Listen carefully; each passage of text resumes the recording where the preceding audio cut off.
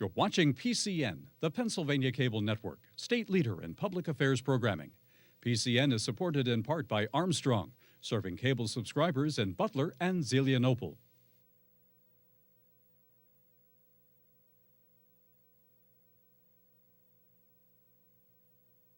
And now, PCN's exclusive coverage of PIAA Championship Baseball on PCN, Pennsylvania's Championship Network.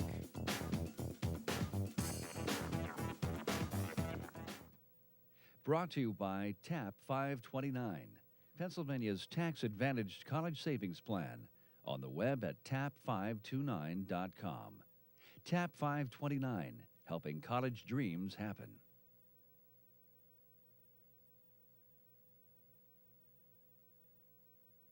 College costs are skyrocketing.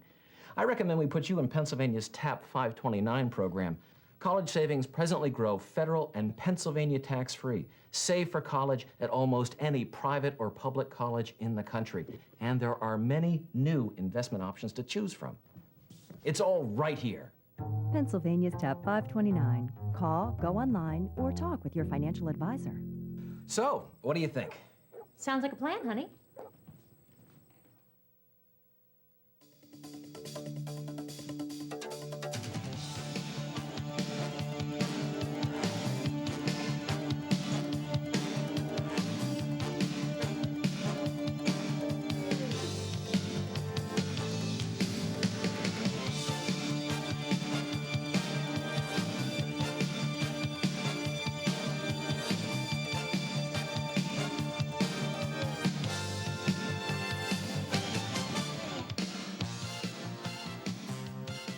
From Riverside Stadium on City Island in Harrisburg, Pennsylvania, the Pennsylvania Cable Network, PCN, presents Championship Baseball, the 2003 Class 2A Baseball Championship.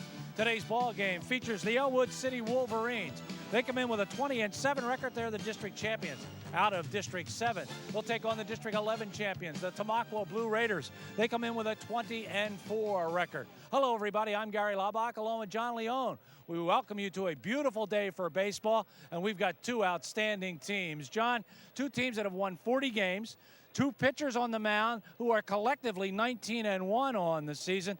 These are just two district champions ready to play for a state title.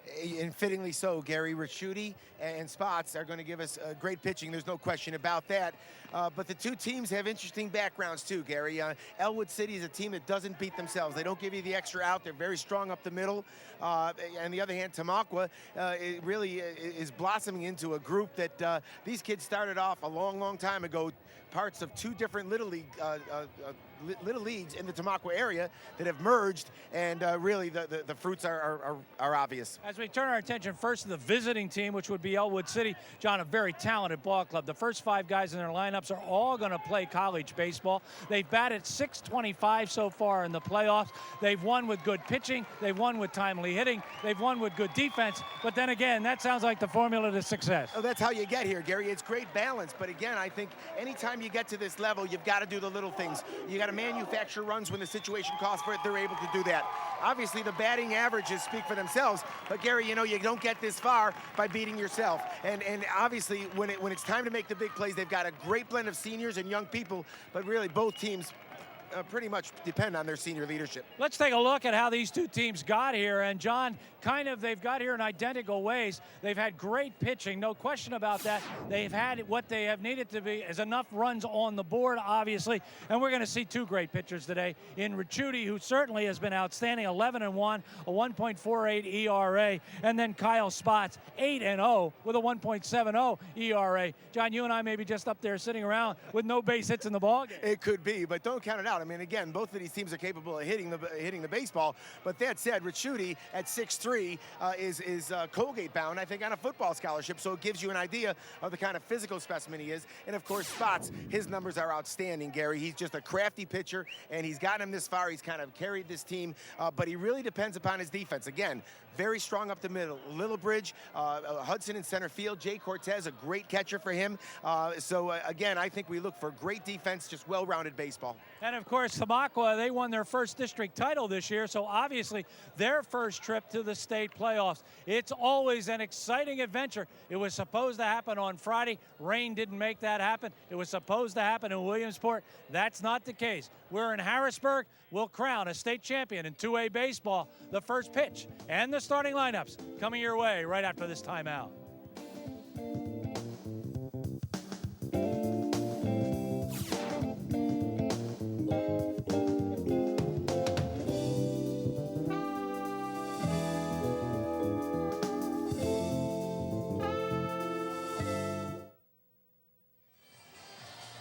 It is indeed beautiful here at Riverside Stadium. It's a beautiful day and a good crowd on hand as, John, the fans from Ellwood City and Tamaqua have made the trek. They sure have, Gary. This place filled up in a hurry, and you can't help but wonder how many people from across the river here in Harrisburg maybe sauntered on over to catch some good high school baseball. But you're absolutely right. This place filled up rather quickly. The weather has cooperated, and we got some interesting personalities in this game, too. We had a chance to talk with both managers. And, you know, baseball, Gary, is a game that just seems to bring out caricatures. And we've met a couple of them. It does indeed, John. Bring out caricatures. One who is not is the PIAA announcer, Robert Schellenberg. And he's about to get busy as he'll introduce today's starting lineups and bring them out to the first base line. So let's go to Bob, the Wolverines of Ellwood City, to be introduced first.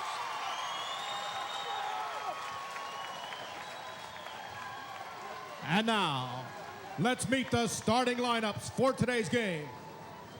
First of all, for Ellwood City, their head coach, Jeff Fodia. And now the starting lineup for the Wolverines. Leading off, playing second base, number 31, Aaron Lillibridge. Batting second, wearing number 7, left fielder, Tony Cunningham. Batting third and pitching, number 19, Kevin Raschuti. The cleanup hitter will be the shortstop, number 13, Jeremy Hunsacker. Batting fifth, first baseman, number 39, Darren Sherrick. Batting sixth, designated hitter, number 25, Mike Fidel. Batting seventh and catching, number 14, Jay Cortez. Batting eighth, number 29, the center fielder, Lavon Hudson. Batting ninth, the third baseman, number 12, Matt Clark. And playing right field, wearing number 3, Travis McQuiston. And the remainder of the Ellwood City Wolverine squad.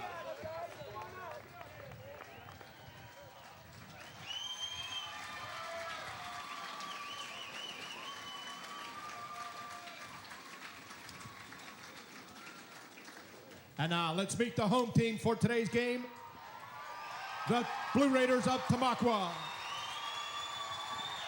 Tamaqua head coach, Jeff Redding.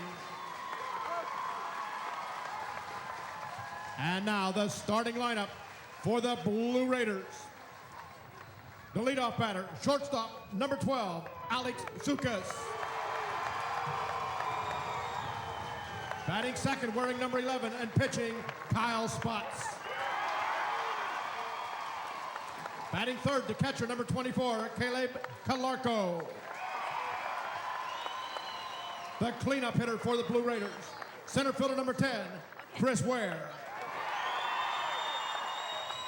Batting fifth and playing second base, number 2, J.R. Graver.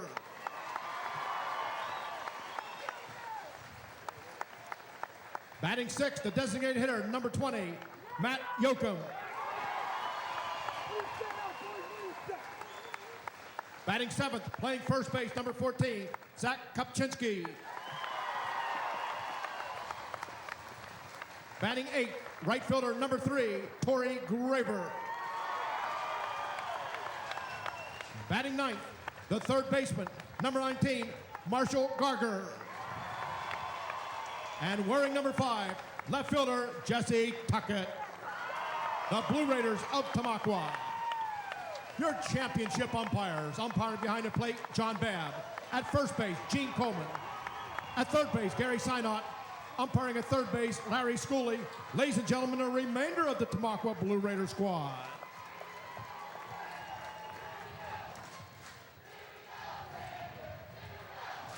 This crowd appears to be ready for baseball as they already have started the chanting. They'll have to quiet down as we all rise to honor America with our national anthem. With the singing of the Star Spangled Banner to be sung today by Ellwood City Wolverine Jr. and starting center fielder Levon Hudson. Ladies and gentlemen, our national anthem.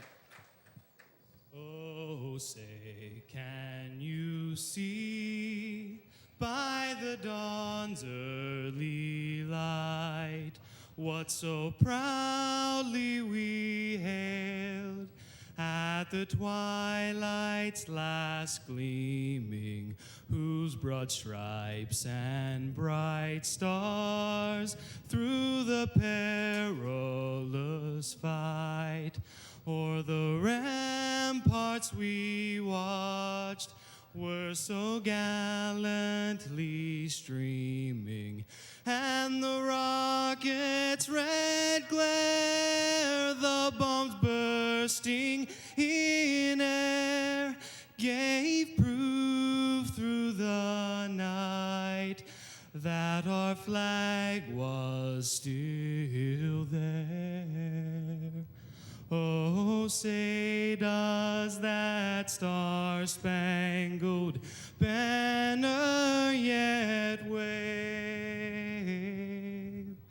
o'er the land of the free and the home of the brave? Wow. Thank you, He plays Levon center field. Hudson. Great job. Like he sings, America. that young man is destined for greater things. Well, we said they were strong up the middle, and that young fella's the center fielder, and what a great performance right there. Fitting start to what ought to be a great baseball game. On a day when it's 77 degrees, a few chills went up and down plenty of spines as we take a look at the Ellwood City Wolverine batting order. Batting first, number 31, Aaron Lillybridge, a senior second baseman. Batting second, number 7, Tony Cunningham, the left fielder. He is a senior. Batting third is the pitcher, Kevin Ricciuti, number 19, a senior. Batting cleanup, number 13, Jeremy Honsaker, the shortstop, a senior. Batting fifth, number 39, Darren Sharrick, a senior first baseman. The DH is Mike Fidel, a sophomore. He wears number 25. He'll bat sixth. Batting seventh, Jay Cortez, a sophomore. The catcher wears number 14. Batting eighth, Levon Hudson, a junior center fielder. He'll wear number 29. And batting ninth, Matt Clark, the sophomore third baseman. He wears number 12. In right field is number 3, Travis McQuiston. He's in defensively, DH4 by Fidel. The defensive alignment for the Blue Raiders of Tamaqua. Around the infield, first base, Zach Kopczynski. Second base, Alan Graver. Shortstop is Alex Zukis. At third base is Marshall Garger, number 19. And left field, Jesse Tuckett. In center field, Chris Ware. And in right field, Torrey Graver. The battery mates behind the dish, Caleb Calarco. Out on the mound is Kyle Spots, a senior. Good fastball, curveball, changeup, and slider. 66 innings pitched, 25 runs scored, 16 of them earned. He's given up 52 hits. He has struck out 74 opponents. He has a couple of saves as he has registered an 8-0 record with a 1.70 ERA. Gary, just looking at these two pitchers physically, they seem to resemble one another. They're both about 6'2" or 6'3", kind of long, lanky, physical specimens. And we take a look at a couple of the one of the umpires. I think that's our first base umpire. Gene Coleman. Gene Coleman. Behind the plate, John Babb. Second base, Gary Sinott. And third base umpire, Larry Schooley. Stepping in, Aaron Lillybridge. Batting .411 on the season. Headed to Waynesburg University. 23 hits, 4 doubles. 13 runs scored, 22 RBIs, and 10 stolen bases. The count is evened up at 1-1. Kyle Spots, Gary, throws a fastball, changeup, curve, and a slider. So, again, he's got a wide variety of pitches right there. Looked like a hard slider just off the plate that Lillibridge couldn't catch up to. The Wolverines have won 15 in a row. Well, they've got a few famous baseball people out of Ellwood City. Hack Wilson and Richie Allen. As you get a look at Jeff Fodia, their head coach. And the count goes full at 3-2. Coach Fodia, as we had a look at him, had his hair sheared after the district championship. It's a team that gets great fan support. And they are loaded with assistant coaches. When I have a half hour, I'll give them to you. Ball is flied out towards right field. Graver on the run. It'll be a foul ball. And Torrey will not get to it. Larry, one thing is a characteristic of this ballpark. It is a big ballpark, and there is a lot of room in foul territory. That ball with the wind blowing left to right was curving away from right fielder Tony Graver, and he just ran out of room. Take a look at the ballpark. You know, it's kind of a welcoming sight mostly for pitchers, because when there's a lot of room in foul territory, some of those foul balls can be caught up to, but the wind just took that one out of reach. Sharp ground ball out towards second. Nice play by Alan Graver. And Graver over to Kopczynski.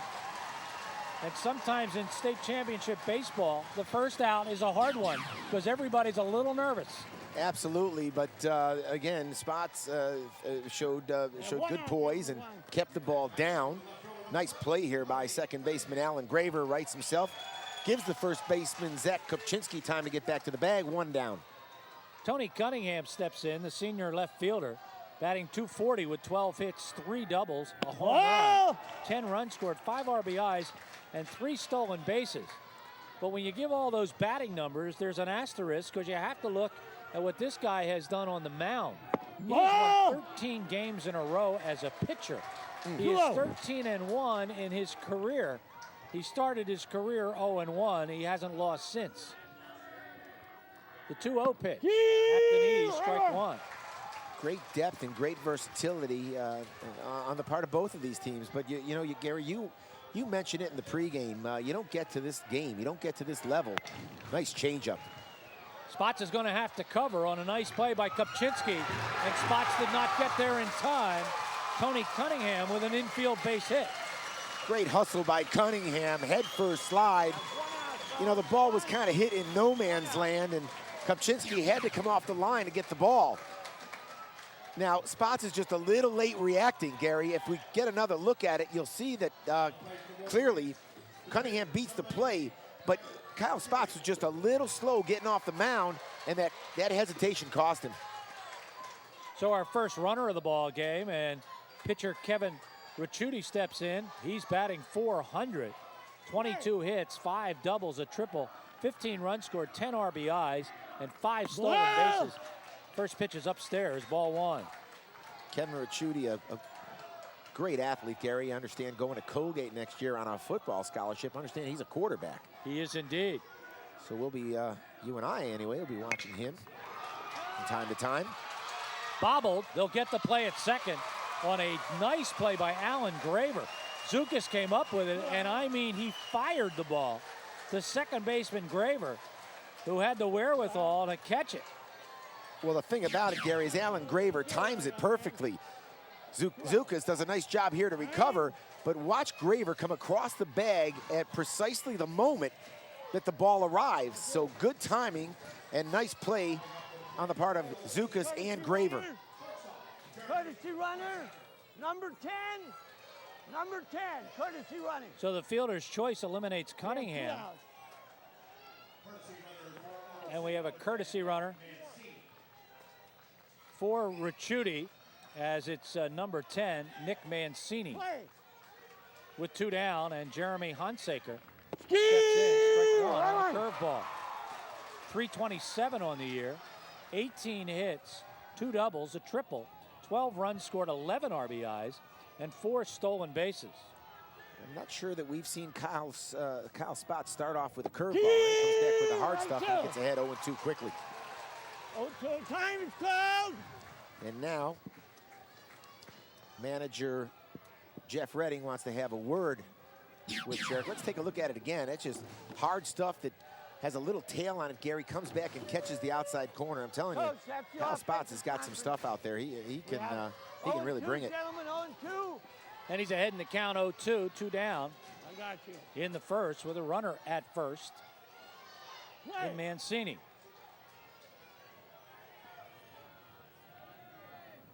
I think he went. Oh, yeah. They'll check. He did indeed. The first strikeout of the ball game will end the first inning. No damage done, no runs, 1 hit, no errors, 1 runner left on base, and here you get a look, and he did go. Yeah, nice pitch by Spots, because what he does is he takes something off the pitch and it just dies at the plate. And Sherrick just couldn't hold up on it, crossed the plate. First strikeout for Spots. Nearly 150 cable systems representing 3 million homes and 9 million state residents. That's the television audience for today's 2003 PIAA Class 2A Baseball Championship. A big hello to all the family, friends, and fans in the Commonwealth who are enjoying this competition on PCN. All right, we turn our attention to the Blue Raiders of Tamaqua and their starting batting order. They'll lead it off with Alec Zukas, the shortstop, wears number 12. He's a junior. Batting second, Kyle Spots, the senior right-hander, out on the mound, will wear number 11. Caleb Calarco is the catcher, a senior, number 24. He'll bat third. The cleanup hitter is Chris Ware, a senior center fielder. Batting fifth, number 2, Alan Graver. He's a junior, second baseman. Batting sixth, Matt Yoakum, the senior designated hitter, will wear number 20. Batting seventh, Zach Kupczynski, a senior first baseman. He'll wear number 14. Batting eighth, Corey Graver, the right fielder. He is a senior. And batting ninth, number 19, Marshall Garger. He is a senior third baseman. Take a look at the defense of the Wolverines of Ellwood City. At first base, Darren Sherrick. The second baseman is Aaron Lillybridge. At shortstop, Jeremy Hunsaker. At third base, Matt Clark. Out in left field, Tony Cunningham. Lavon Hudson is in center field. Travis McQuiston is the right fielder. Behind the dish, Jay Cortez. Out on the mound, Kevin Ricciuti, the senior right-hander, has pitched 52 innings. He's given up 11 earned runs, 35 hits. He has struck out 95 batters, and he has walked 22. He is 7-1 on the season, 11-1. Or checking 11-1 this year with a 1.48 ERA. Kevin with a 30-3 career record. Gary stands about 6'3", and we watched him warm up. He comes straight over the top and really brings it. I mean, he throws BBs out there, and he's backed up by a very, very strong supporting cast in the field. Alex Zukas. Zukas comes in with an unbelievable .494 batting average, 38 hits, 12 doubles, 2 triples, 6 home runs, 31 runs scored, and 21 RBIs. He is the team leader in almost every category. Yeah, .494, Gary, and a great on-base percentage, and kind of built like one of those classic leadoff batters, kind of low to the ground, but he's got a good girth to him. I mean, he's got some pop in that swing as well. So, you know, it's strength against strength. Great pitcher against a great hitter. Ball, and the count will stay 0-2. And they're playing hardball too. I mean, Ricciuti's coming right after him, and Zukas is hanging right in there. 3 straight fastballs, 3 hard cuts. Ricciuti ahead, no balls, 2 strikes. Changed on him. Did, but nice job of hitting by Zukas to stay with it. He's got a very quick bat. Yeah, he does, Gary, and you know, that's why Ricciuti tried to cross him up with a changeup. But Zukas did a good job of keeping his hands back and waiting on that pitch. Great adjustment on the part of Zukas. Tamaqua as a team comes in batting .351. Ball! High and outside, ball 1. Ellwood City comes in batting .305 as you get a look at head coach Jeff Redding, assisted by Brian Redding and Dan Gerber. Ball! Tried to change again, but couldn't get it over the plate. We just took a look at Jeff Redding. He's one of those caricatures we talked about, Gary. You know, as we take a look at his assistant coaching at first base. Brian Redding, I believe that is. But Jeff Redding is an interesting guy. Well, you made a good point. Oh, that ball's tagged. Jacking that one is Zukas. A long run for Hudson, and he'll get to it. A major league fly ball. Wow. There's one guy out there right now that's disappointed that this game got moved to Harrisburg. That's Alex Zukas. We have one out, gentlemen, one. What was Kevin Costner's line? Anything hit that far ought to have a stewardess on it. I'm telling you, it just runs out of room, and that's where home runs in any other park go to die in this park. 335 down the left and right field line. 400 to straightaway center field, and that one about 380. Kyle Spott steps in, 378 on the year, 31 hits, 3 doubles, a triple, 5 home runs, 25 runs scored, and 22 RBIs. Strike one, the Kyle Spotts. We talked about this Ellwood City team being strong up the middle, and part of that strength up the middle is their center fielder, Levon Hudson. Yow! Uh-oh, this could be a problem. It's on his pitch. It's going to be a base hit. Raschuti is holding his left wrist, Gary, not his right. Oh, and that hit him right on the bone. Yeah. It appeared. Yeah, this could be huge. Oh my, what a turn of events. That ball was stung big time. And you're hoping that it's just a stinger because, and it's not a finger. Now look at this ball out over the plate, and man, the Spots just drill it. I think it caught him right in the wrist. Yeah. Boy, talk about jumping on a pitch. That's as hard as you can hit a baseball. No question. Absolutely no time for Raschuti to react. And there you see him. Yeah, he's holding right on that bone that is the wrist. He's still buckled over. And that ball is just a BB coming back at him. Yeah, all right. And this could be huge because we got know one too, and how the ball much went right in my pocket. this Ellwood City team depends on Kevin Raschuti. Right in the one ball pocket. So all we can do is wait. Hope and wait. This guy comes your way. In many ways, Kevin lucky that he knocked that down with his hand. Oh, absolutely. It's the first thing I looked for. Yeah, that hits him anywhere else. I guess It's even more dangerous. Let's listen. you can throw a couple there, young man. Okay. He's gone back out on the mound. You can throw a couple. As home plate umpire John Babb says, enough of that you go out and throw a few pitches. You're in a state championship baseball game. You've waited a long, long time for this, and what heartbreak city that would have been if, or maybe if Kevin can't continue, but he's going to give it a shot. What do we do in the old days, Gary? Rub a little dirt on it? Are you all right? That's right. He's ready to go. You don't need any? He doesn't want How any. about All it? right, we Let's have go. a runner on first, one out. We're playing ball. In our first ball game today, a game won by Bellwood Antis, 2-1 over Elk Lake. Elk Lake's pitcher, Seth Button, he got hit yesterday in batting practice on the elbow, and he wasn't able to start today's ball game. So it's been a rough couple of days for the big-time pitchers on these ball clubs. That one's going to get away from Jay Cortez.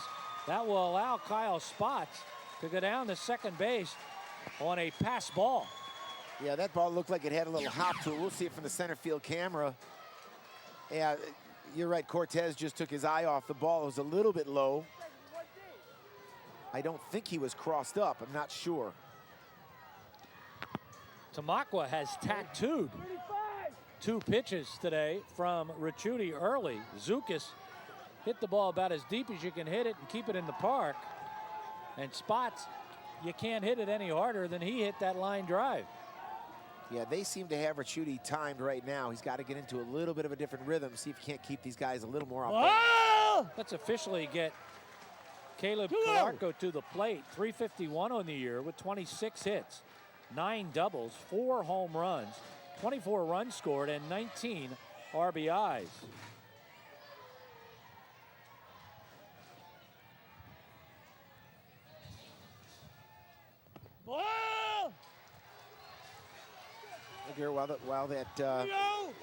While catching that ball on the wrist may not have hurt him physically, it may have shaken him up just a little bit. So, right now Kevin needs to kind of gather himself, take a deep breath, and get himself back into a good rhythm. Infield expecting a bunt, particularly on the right side. And so far, Calarco has shown no intention whatsoever of laying one down. 3-1. Well,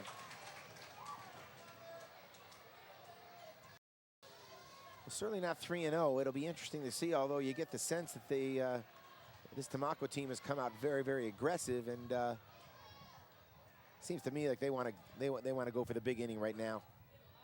In the dirt, nice stop by Cortez. As Calarco trots down the first base. Runners on first and second and one down.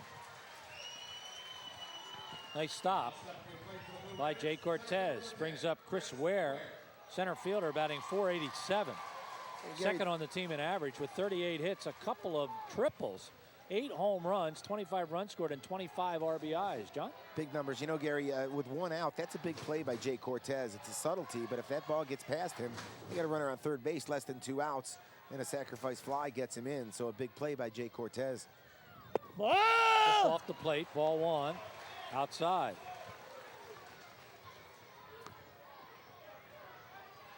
See Ricciuti laboring just a little bit, but you know, Gary, when you put up his kind of numbers, he's been down this road before, and composure ought not to be a problem. I suspect that Kevin Ricciuti will right himself. Out back. Boy, Tamaqua looks like they are on the fastball. I'll tell you, and they're aggressive too. They're on it, they're timing it, but they're making their own breaks. I mean, they are attacking the ball. There's nothing patient about this. A couple years ago, I remember the Yankees won all those games. They set a record of 125 wins. And one of the staples of that team that year is they were very patient. They would work pitchers and work pitchers. There's 2 different philosophies. Obviously, Tamaqua comes out here, and they're coming up there hacking. Solid shot down the shortstop, Hunsaker. Everybody's safe all around. And we'll see what the scorers do with that one. You know, it probably has to be an error, Gary, but it's a tough error because this ball is an absolute rocket. We have seen 3 of the hardest hit baseballs that we have seen in a long, long time. Everybody's safe. That curveball hung up just a little bit, and Ware did a great job of waiting on it. It will be an error on the shortstop, and that will load him up. For Alan Graver, second baseman, .403 on the year with 25 hits, 3 doubles, 14 runs scored, and 15 RBIs. Gary, Tamaqua's got 3 guys hitting over 400 and a couple in the high 300s, so this team can hit. Oh, he threw it away. Oh, it's a fake play. Nice. Nobody went for it. Look at that. Everybody just sitting where they are. I'll tell you what. Everybody in the field was moving. You had the right fielder coming in. If we can get an overhead shot of this is incredible. Steps off, ball fakes. We've got the second baseman running to back up the errant throw. Look at the first baseman. You know what? It may say something about the scouting of Tamaqua because it looked like they were very aware of that play. Absolutely. And you know, on the other hand, you think Ellwood City is thinking that maybe Tamaqua's coming out real aggressive. They're feeling real good about themselves. 1 down, bases loaded, chance to blow this thing open. Actually a pretty good call, but great scouting on the part of Tamaqua not to go for it. JR pounds the ball up the middle. That should get a run in, as they'll get the fielder's choice at second base.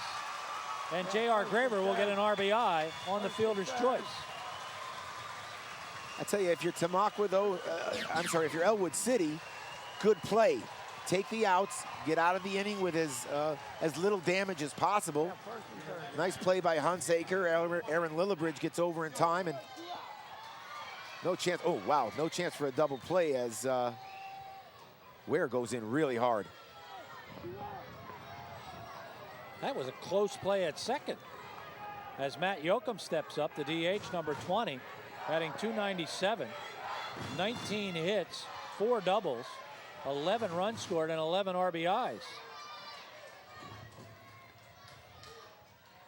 There was a close play at second base because the ball was kind of an in-between grounder. Anytime you get that third hump in the line in the ground ball, it's going to be a close play with the speed on the base path. This young man, Matt Yoakum, broke his ankle at the beginning of the season in a rather freak accident in a preseason scrimmage. He missed 4 weeks, but because of the horrible spring we had, he only missed 4 games. He's got a tradition of giving the coaches a hug before every ball game. Poker man, they call him, Matt Yoakum. Close-knit team, I guess. John and I do that too, but we wait till after the game. Yeah, that's right. People think this is not, this is easy. This is, you gotta get yourself psyched, got to get keyed up. The 1-0, runners on the corner, 2 outs. 2-0! Ball 2, 2-0. Up. Thank you. First base, Graver. JR with the RBI fielder's choice. Spots came in to score. Calarco on third. Pretty quick move by Ricciuti. I tell you, we saw a great move. Adam Plummer was a lefty from 2-0. help me out here, Gary. It was Ellwood. Bellwood Antis. Bellwood Antis. You know, it seems like so long ago we sit here and do these games. But what a great move as a lefty in that first game. But I'll tell you, Kevin Ricciuti right here, as a right-hander, very quick move to first base. Kevin struggling here in the first. Obviously, that line drive off his left wrist did not help. Yeah, I think the run, by the way, unearned. Yeah, and I think it kind of unnerved him more than anything else, Gary. He looks to be okay physically. He did get hit on his left wrist. It'll be interesting to see if they can get out of this inning with just one run being given up. I think it would be huge because Ellwood City really would have dodged the bullet. Tamaqua has come out of the gate swinging the aluminum. Yeah, remember the old days when it used to be lumber? Yeah. Running on the play was JR as the count evened up. Or check it, 3-2, full count. That brings up an interesting point too, Gary. You know, the aluminum bats, the ball really flies off the bat. And any time you get a ball out over the plate like that, you know, you wonder, it's a game of inches, obviously. And Kevin Ricciuti was the victim of a couple of inches there because I'm not sure that ball's going to explode off a wooden bat the way it did off this aluminum bat. And man, he almost paid dearly with an injury. There's a lot of conversation about going back to the wood. Just for that very reason, John, that it's just so dangerous. With the velocity you can get. And then can you imagine at the next level when you watch Texas and Louisiana State playing on TV and some of these major college teams, and these guys are bigger still, faster, stronger, and that ball just comes off that bat like a bullet. 3-2 pitch. Beaten to the ground. And it will be the long throw. Matthew Clark to Darren Sharrock to end the first inning, but a little damage by the Blue Raiders. One run on one hit, one error in the inning, and a couple of Blue Raiders left on base at the end of one. Tamaqua, they score first. They're up by a 1-0 ball score. You're watching exclusive coverage on the Pennsylvania Cable Network of State Championship Baseball. Stay with us.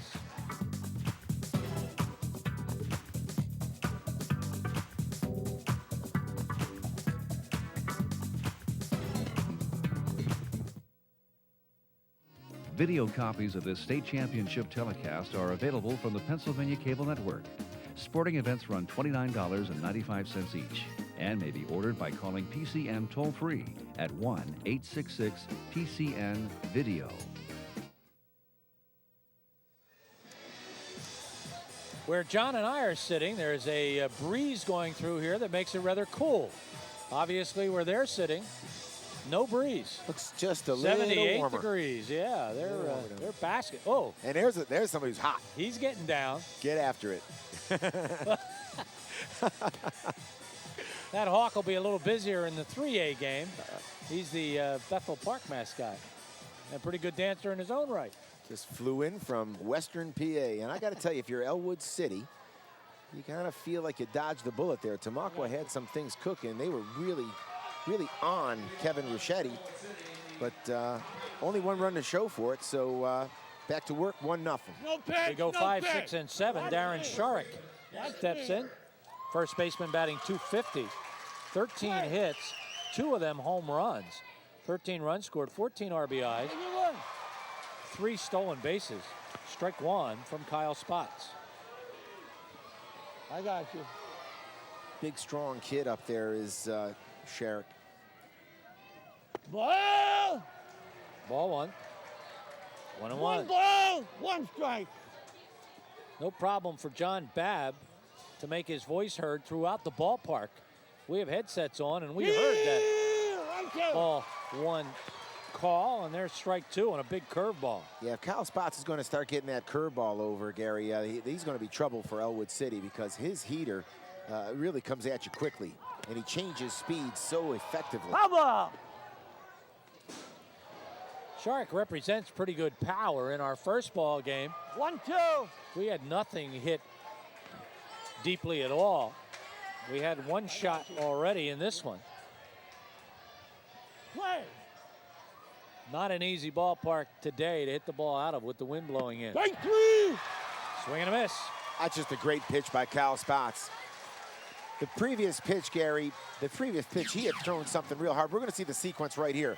Fastball on the outside. There's the curve, and kind of just buckled his knees. High, hard one right there to foul him back. Now watch this. Little change up on the outside, had him completely off balance. Change speeds, change location, work fast, throw strikes. This young fella is quite a pitcher. Tim Kafer setting up that pitch sequence for us on replay. Mike Fidel steps in, sophomore DH, number 25, 367 on the year, 18 hits, all singles, 5 runs scored, 7 RBIs, and 6 stolen bases.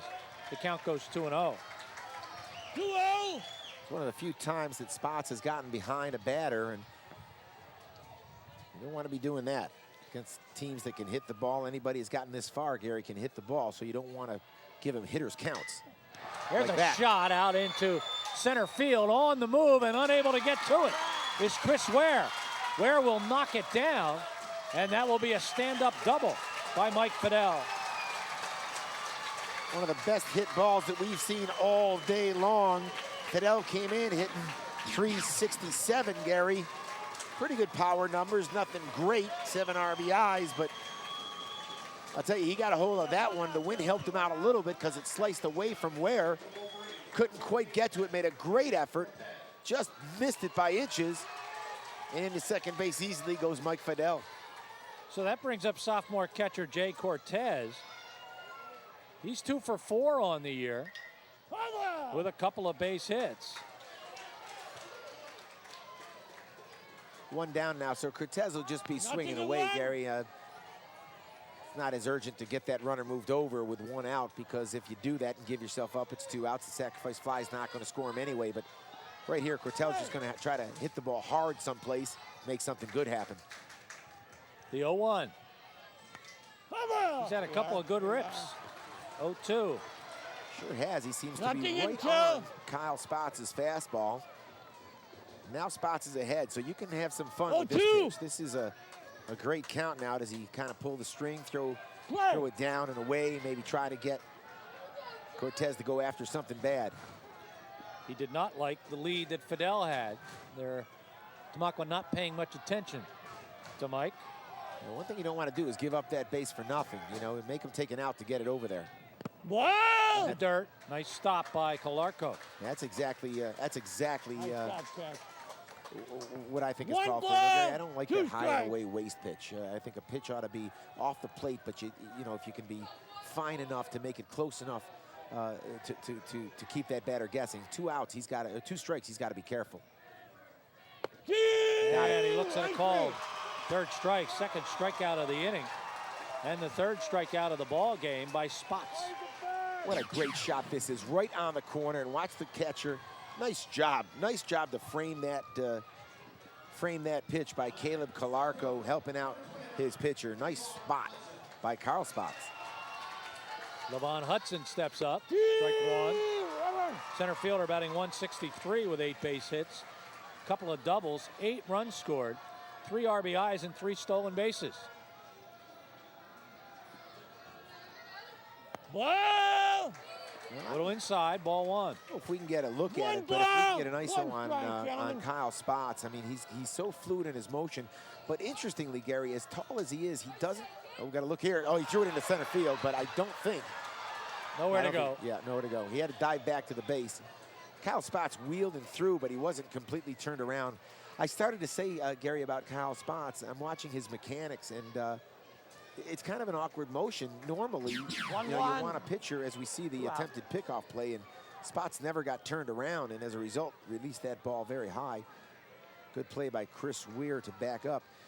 But on the follow-through, Gary, he kind of stands straight up and down. You don't see him really bend low, and I don't know how much strain that puts on his arm. Ball! That one upstairs. 2 balls, 1 strike. Watch Kyle Spots on the delivery. It's a good step, a good long step, but he stands very straight up and down. He really doesn't bend that back as much as maybe some, you know, traditionalists would have you. But I'll tell you, the kids today, they're so big and strong and athletic, and sometimes they can just say, here it is, try to hit it. He'd like to do that right here as he's down in the count now, 3-1, with 2 down and the tying run at second base. He'll go to the pickoff this time, and close. Graver gets over. JR slaps a pretty quick tag on Fidel. Spots gave it a shot here. You got to count this. You got to count this one in a pitch count, because he threw that ball about 90 miles an hour back towards second base. Ball 4. The first walk issued by Kyle Spots. We'll put runners on first and second. Thank you, young with man. 1 down, or with 2 down, and bring up Matthew Clark, third baseman, batting .263, 5 hits, Time. a double, 6 runs scored, 2 RBIs, and a stolen base. Gary, you have to wonder Okay, how that'll much be your offensive Mike conference Fidel for the was, half inning, okay? All right, distracting take your Kyle time. Spots on second base. You know, they were concerned about the lead he was getting, and now That's the offensive conference, okay? first base coach going to have a word with Matt Clark. We have first and second, 2 out. So runners on first and second for Clark. Play. His ball club down by a run. Swing and a miss, strike 1. Just high, hard stuff, and Clark couldn't catch up to it.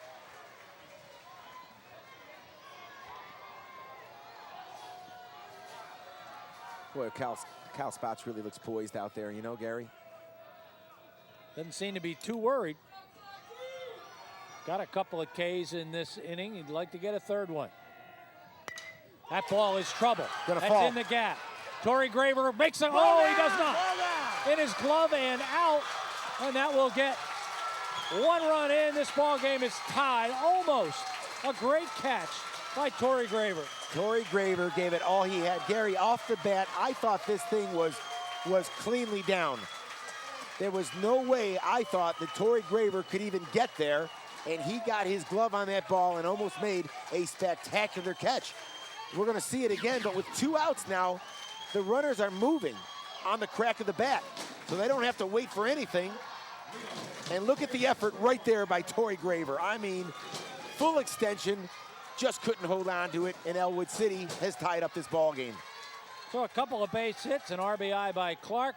There goes Clark. Waving at the pitch was Lillybridge. No intention to hit it. Just trying to disrupt catcher Caleb Calarco.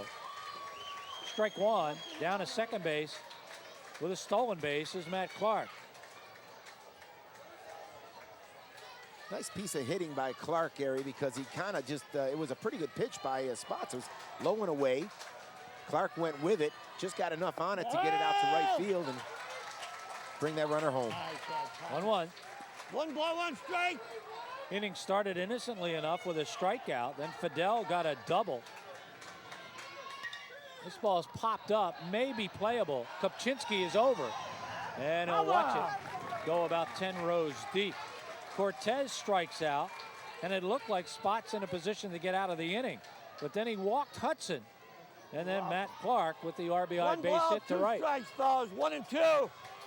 Aaron Lillibridge at the plate is part of that 1-2. that portion of this baseball team. We talk about being strong up the middle. He teams with Hunsaker at shortstop and Hudson in center field to form a real dynamic. Oh, down the line, foul. That almost took care of Gene Coleman, the first base umpire.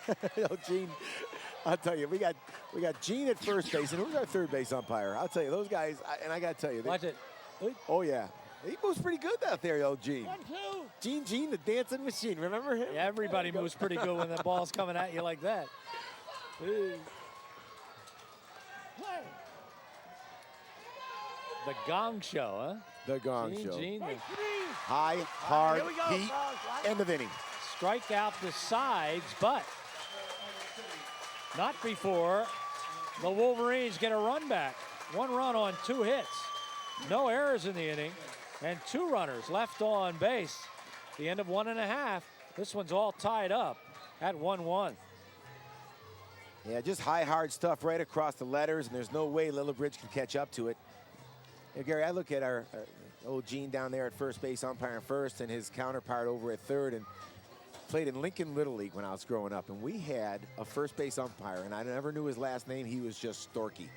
In every opening day, those in the old days when we used to have the Little League opening day parade, and we'd march down. It was the biggest thing going. We had 6 teams in our league, and I remember the colors of the uniforms and everything. And Storky would always show up, and big old Storky, an older guy, must have been 6'4", and he was the biggest human being I have ever seen in my life. Now, again, we were 12 years old, so he probably was about 5'10", but who knows. But he always had the biggest Dagwood sub sandwich with him on opening day, and he never finished it before the first pitch. So he's standing on the first base line, and on my vision of Little League baseball was Storky, but he was like, he had the umpire hat, he had the stripes, he had the blue, he had the shirts, but he wouldn't go anywhere without that sub, that big old sandwich. It was great. That's why he was big old Storky. He was Storky. To this day, I don't know Storky's last name, and I can't help but look at old Gene down there on first base. And Gene had the good sense to get rid of the old sub before he came out. But hey, I got to tell you, Gene moved pretty darn quick when that shot was coming at him. And you don't get to these ball games unless you are outstanding umpires. And we had a great crew in the first game, and obviously these guys have so far done a good job. Zach Kupczynski, first baseman, steps in, batting .300, 21 hits, a couple of doubles, 12 runs scored, and 14 RBIs, a 1-1 ball game. So much tradition, Gary, and just something about the smell of the ballpark and the idiosyncrasies and the characteristics of the umpires and the players and the managers. We talked about Tamaqua's manager, Jeff Redding, and you said it best. You know, he looks like he went out and dove into second base a couple times head first before he took the field. He's one of those guys that looks like he was born on a baseball field.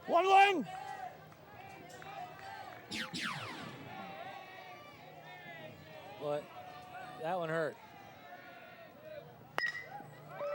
Down to second baseman, staying down on it, Aaron Lillibridge. Over to Darren Shark, out number 1. Yeah, you're absolutely right, Gary, because that was one of those things the old days called them grass cutters. I mean, You're just stayed right down on the one ground. out, gentlemen. Sometimes those are the toughest plays because 9 out of 10 times you're waiting for the ball to come back up, and the tendency is to lift your glove, and that's when it goes right through the wickets. But nice job by Lillibridge to stay down on it, get the out. Torrey Graver steps in. Right fielder batting .205 with 16 hits. A double, a home run, 11 runs scored, 8 RBIs. All these Tamaqua guys, as many of the teams do, they give everybody a nickname. Torrey is nicknamed the Tree, and you may say, well, is it because he's tall or gangly? No, his family has a Christmas tree farm. So they call him the Tree. Well, you know, the other way would have been too easy.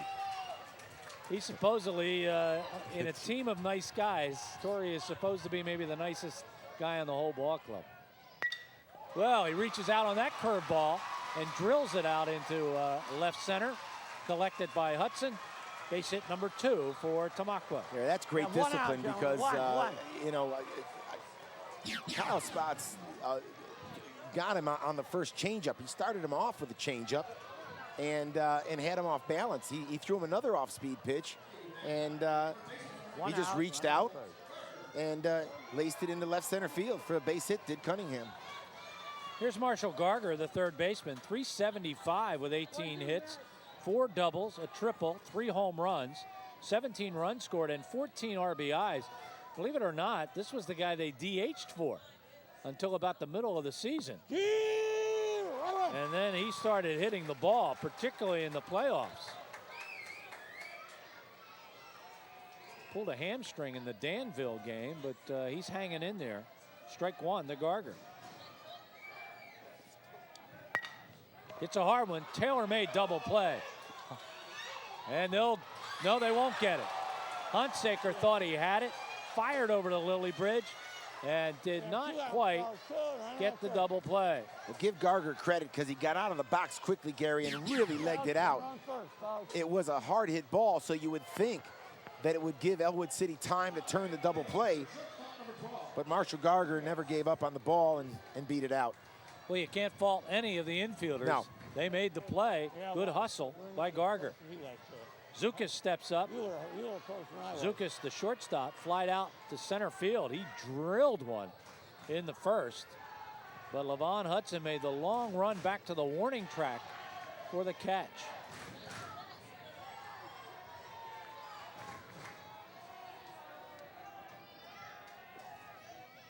Ball!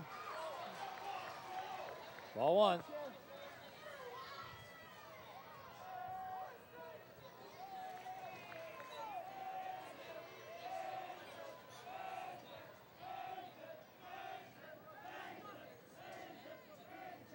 Ball! Ball two. 2-0. 2-0. 2 down. 2 out. 2 out. Zukas came in hitting .494. This young fella's got some bat. And he showed it in the first inning. Oof, that ball was just rocketed to left center field. And he doesn't have leadoff batter numbers, John. No. 21 RBIs, 31 runs, scored 6 home runs, a dozen doubles. That one he doesn't quite get. Nice pickup by Ricciuti, and Ricciuti will throw him out. Wow. Nice gun by Ricciuti. And a few words between Sharrock and Zukas. But that is the third out of the inning. No runs, 1 hit, no errors, and 1 runner left on base. We've gone through 2 full. We're tied up at 1-1. Stay with us.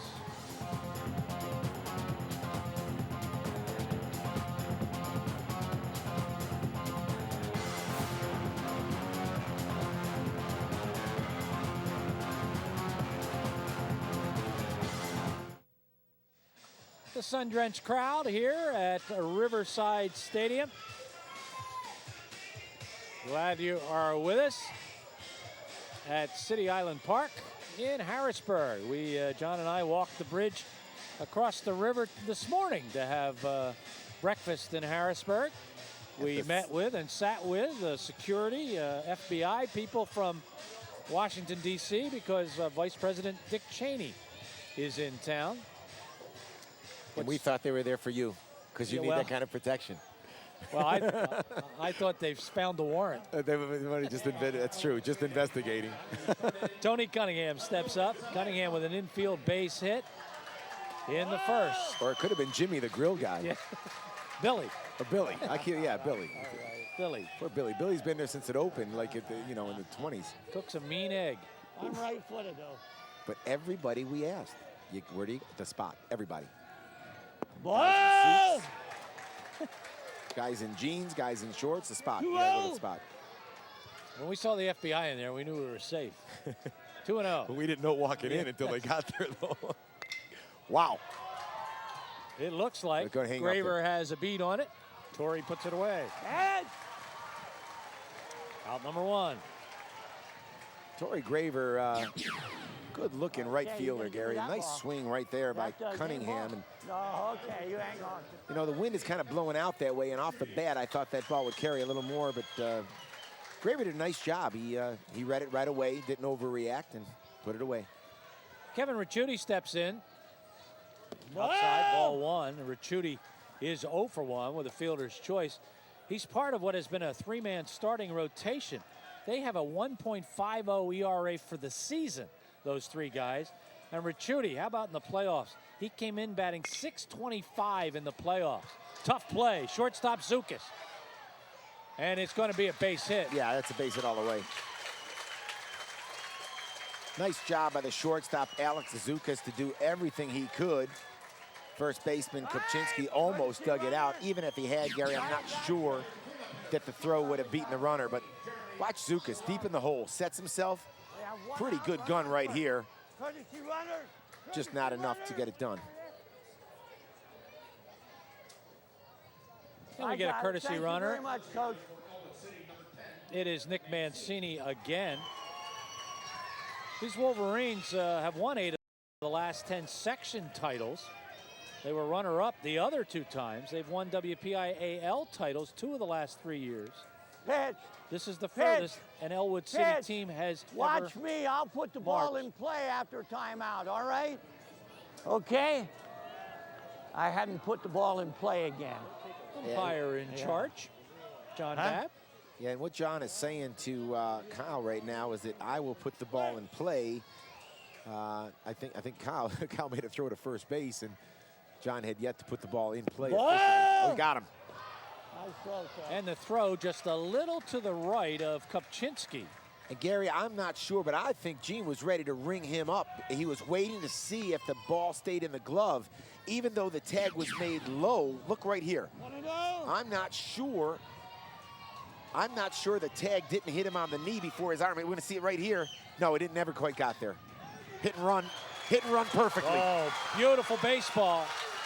Great job of hitting by Hunsaker. On the hit and run, Zukas was headed to second base, and the ball right behind him. Runners on the corners. Absolutely. The runner breaks for second, the shortstop breaks to cover, and I'm telling you, the ball by Hunsaker is hit right into the vacated hole. First and third, one out. Perfect execution by the Ellwood City Wolverines. Just the way you draw it up. And Darren Sharrock will step up, struck out in the second. And the go-ahead runs on the corners. Third base is Mancini. First base, Hunsaker. The scoreboard has Ellwood City with 4 hits. I have them for 5, 1 in the first, 2 in the second, and 2 now here in the third. So we believe our numbers are correct, even though the scoreboard showing 4 base knocks for Ellwood City. Yeah, Clark's got 1, Cunningham's got 1, and 2 in this inning. Fidel with 1, Clark with 1. Big batters now for the Wolverines. Strike 1 to Sharrock. I missed Fidel's double, you're right.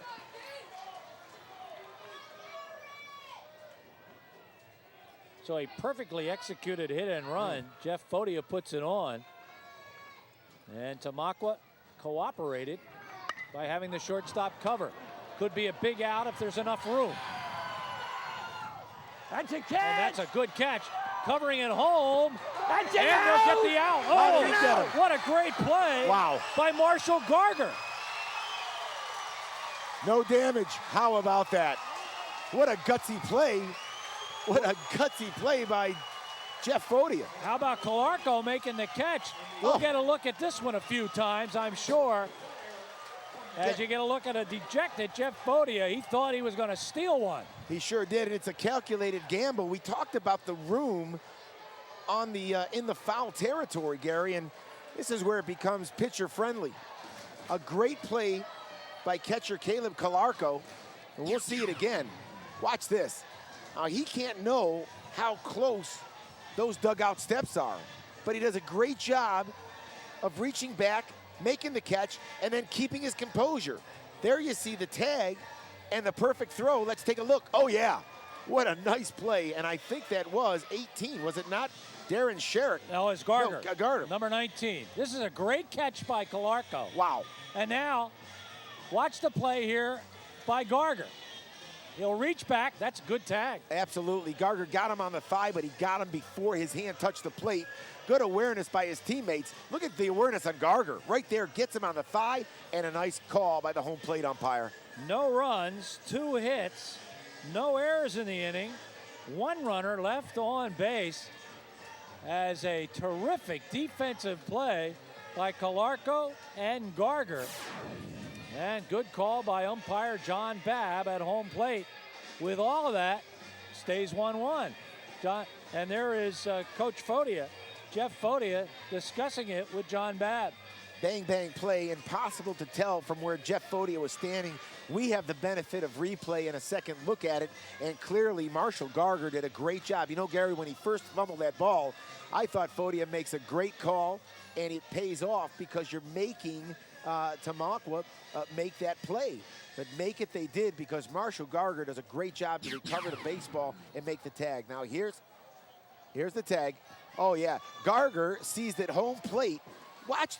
Watch Marshall Gardner. He was going to make the play on the fly ball. What a tremendous play. He was over there with the catcher to try to make the catch of the foul ball. When he saw that home plate was uncovered, he made a beeline for the plate, got there on time. Fantastic play. Great job by the camera guys in getting that one from a few angles.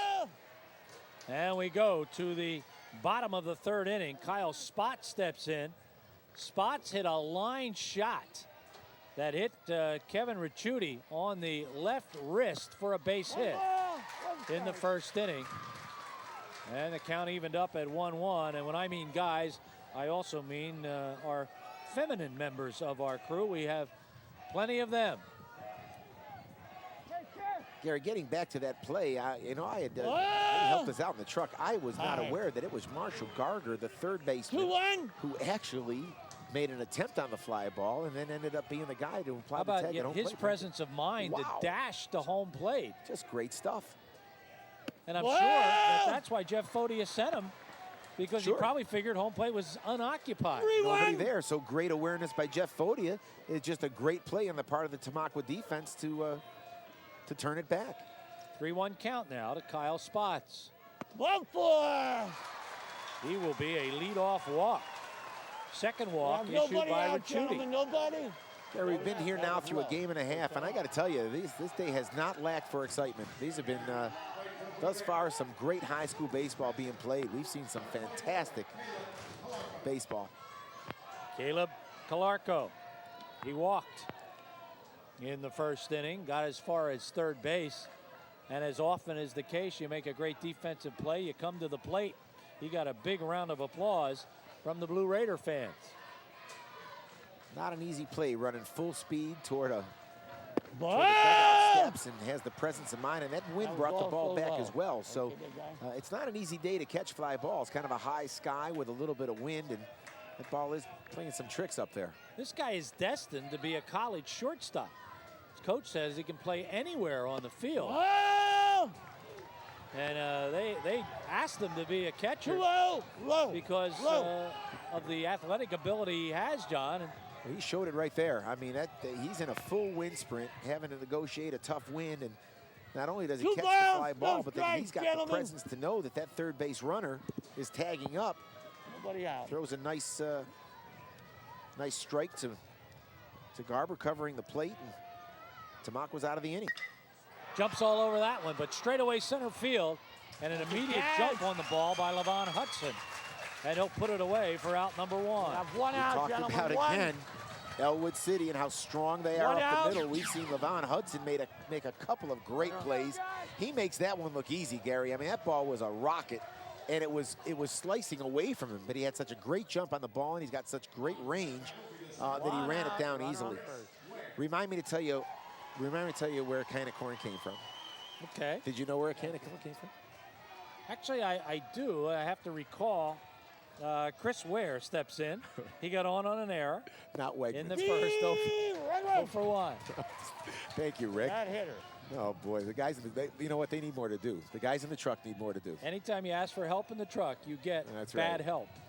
Well, in the old days, now all you baseball traditionalists, listen to this. Now I remember. Go ahead. Went to the grocery store. Yeah. Okay. And they didn't have elevators, and things were stacked very, very high. One ball, one What the guy would do, the guy would come in and say, I'd like a can of corn. And so the guy with his apron would walk over and shake the shelf until the can fell off, and he would hold open his apron, and the can of corn would fall right there. Easy catch right into his apron. Here's your can of corn. See, now you knew something today that you didn't know before. You didn't know before. So he said, the information doesn't always have to be relevant or meaningful. Very often it isn't. 2-1 count. But the guys in the truck want to know about a Baltimore chop. Does it have something to do with a butcher shop? I don't know. I have no idea. I'm just here to call balls and strikes. The 2-1. You knew the job was dangerous. Oh, they got him picked off, Gary. In the rundown. Kyle Spots will get tagged out on the play by Darren Sharp. And I'll tell you what, Jay Cortez is one pumped-up catcher right now. Kyle Spots just got way too far off the bag. I'm not sure they didn't have a bunt and run or a hit and run on. Maybe he missed the signal because he was way off that base. It'll go catcher to first, to short, to first, and that will be the end of Kyle's spot. 3-1, 2 out. Well executed rundown again. When you get involved in those kinds of rundowns, Gary, you want to make sure that you're not throwing the ball around more times than you need to. Well executed by Ellwood City. Darren Sharrock was not real pleased with Alex Zukas in the second inning, so he gave a little bit of an extra tag on on Kyle's spots. Yeah, these guys to get that put out. These guys right now are not too crazy about each other. No, not at all. And there's a walk. Ricciuti thought he had strike 3. Second walk issued in the inning by Ricciuti. 2 down, and Alan Graver will step up. He got on a fielder's choice and got an RBI in the first inning. Ricciuti hasn't had to pay for it just yet, though, Gary. I mean, 2 walks in an inning in a game like this usually come back to bite you, but so far he's dodged the bullet. JR was the point guard on the basketball team. Strike 1. Tell you, when Ricciuti comes over the top, Gary, at 6'3", I mean, he's really bringing it. He's pitched in 6 of the 7 playoff games. Boy, there's a nice piece of hitting. Absolutely. J.R. Graver just reaches out and punches that ball into right field. And how about the defensive play of Travis McQuiston? He came up firing and threw a strike to shortstop Jeremy Honsaker. Travis McQuiston has got a gun because he just absolutely rifles it. Watch this arm right here. I mean, that's a laser shot right to the middle of the infield. No chance for anybody to advance. But you're right, Gary. How about the piece of hitting by J.R. Graver? Little low outside, off-speed breaking ball, and he just stays right with it and punches it to right field. Great job at the plate by J.R. Graver. Here's Matt Yoakum, grounded to third to end the first. 0 for 1. Yeah, how big is that pickoff now, Gary? That could have created a rather exciting play at the plate with the arm by McQuiston. Strike 1 to Yoakum. Or maybe not so exciting with the arm of McQuiston. I mean, I have a feeling anybody running on that kid is a dead duck. Upstairs, ball 1, 1-1. The AAA baseball championship to follow. Best throw I ever saw in my life at Shea Stadium years ago. Rusty Staub. Get back to it in a minute. Remember I told you that Manny Sanguine, I went to watch the Pirates, of course, at Shea Stadium. I'm a big Pirate fan. And Manny Sanguine hits a ball off his chin into the right field corner. Yes, that's right. He's a right-handed hitter. But anybody who remembers Manny Sanguine knows he was a notorious bad ball hitter. So he lines a shot into the right field corner, and Rusty Staub is out there. The ball, one hop off the wall, Staub runs to get it, and runs like a soccer player throwing a ball inbounds. Well, let's see if they can end the inning. That's a great nice play by Ricciuti. Wow. For the third out of the inning. No runs, 1 hit, no errors, 2 runners left on base. No damage. Another look, John. Watch the athleticism of Ricciuti. How quickly the ball goes from the glove to the throwing hand. Nice play by first baseman Darren Sharrock. End of inning. We will be back. 1-1 at the end of 3.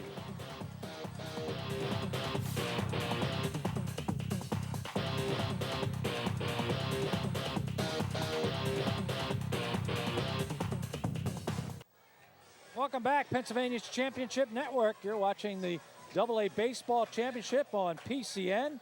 Glad you are with us. As we move to the top of the 4th inning, we've got a good ball game. 1-1, a lot of excitement. And Mike Fidel steps in. He has the only run scored and a solid double to right center field. 1 for 1 in the second inning. Yeah, it was a bullet. He comes in batting .367, no mistake there. Fidel can hit the ball. Gary, I started talking about Rusty Staub's throw. Short hop off the wall, turns around, takes 5 quick steps toward home plate. He's 330 feet away. Another base hit. 2 for 2 for Fidel. Both of them solid shots up the middle. John? There's a runner on first base, Gary, and at the crack of the bat, he's off and running. Staub picks the ball up. This guy's clearly going to score because it's going to be a triple by Sanguillen. Rusty Staub takes 5 quick steps and throws the ball on a fly to Jerry Grody at home. I think it was Grody at home plate. Catches it in a fly. The guy is like 3/4 of the way down the third base line and stops dead in his tracks. Could not believe it. It was an absolute rocket shot from the wall. Rusty Staub had some kind of arm. And the sacrifice bunt is successful by Jay Cortez. Moves Fidel down to second base. 1 down.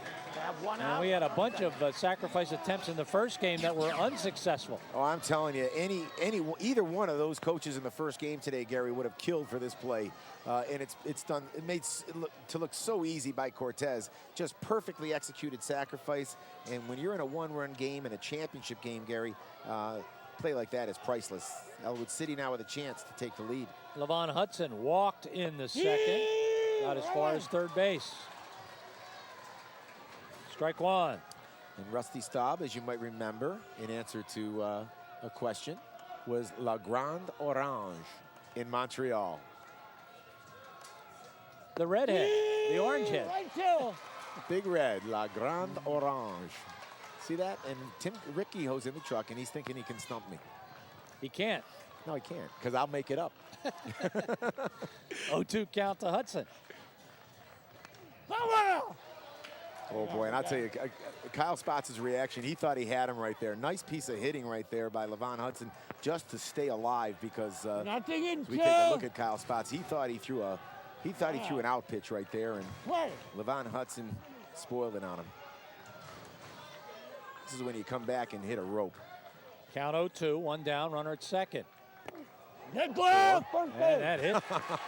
Yeah, you don't hit a rope, you hit a batter. Try to get out of the way. Levon Hudson pretty crafty there, a little like Jason Kendall. Just kind of turn that shoulder out of the way and take one for the team.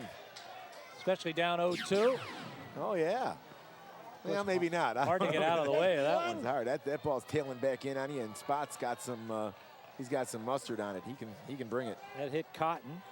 Matt Clark steps up, RBI base hit in the second, and a stolen base. No pitch, Clark, the ninth batter in the order, comes up with the RBI to drive in Fidel in the second inning. Yeah, home plate umpire had his hands up in the air as if to say timeout. Clark had asked for time, and Kyle Spots never really looked up. Diving back to second base is Fidel, but nobody really covering. He didn't know that.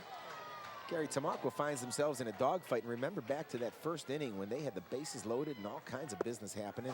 And Ellwood City, it was a subtle play, but with the bases loaded, they made a play at second base to get 1 out. That was the second out of the inning.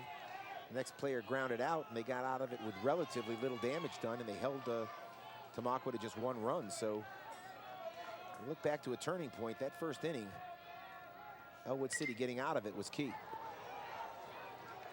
Right now, Kyle Spots looking for that double play ground ball. He got a double play to end the third when he was in all kinds of trouble. A rather unique double play. A foul pop to the catcher, and the third baseman tagging a runner out at home.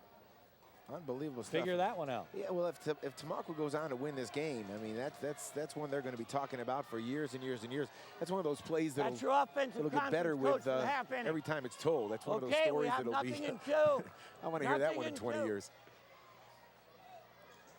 Of course, you can't make it up. How does a third baseman go to catch the ball? And then they're going to say, yeah, sure.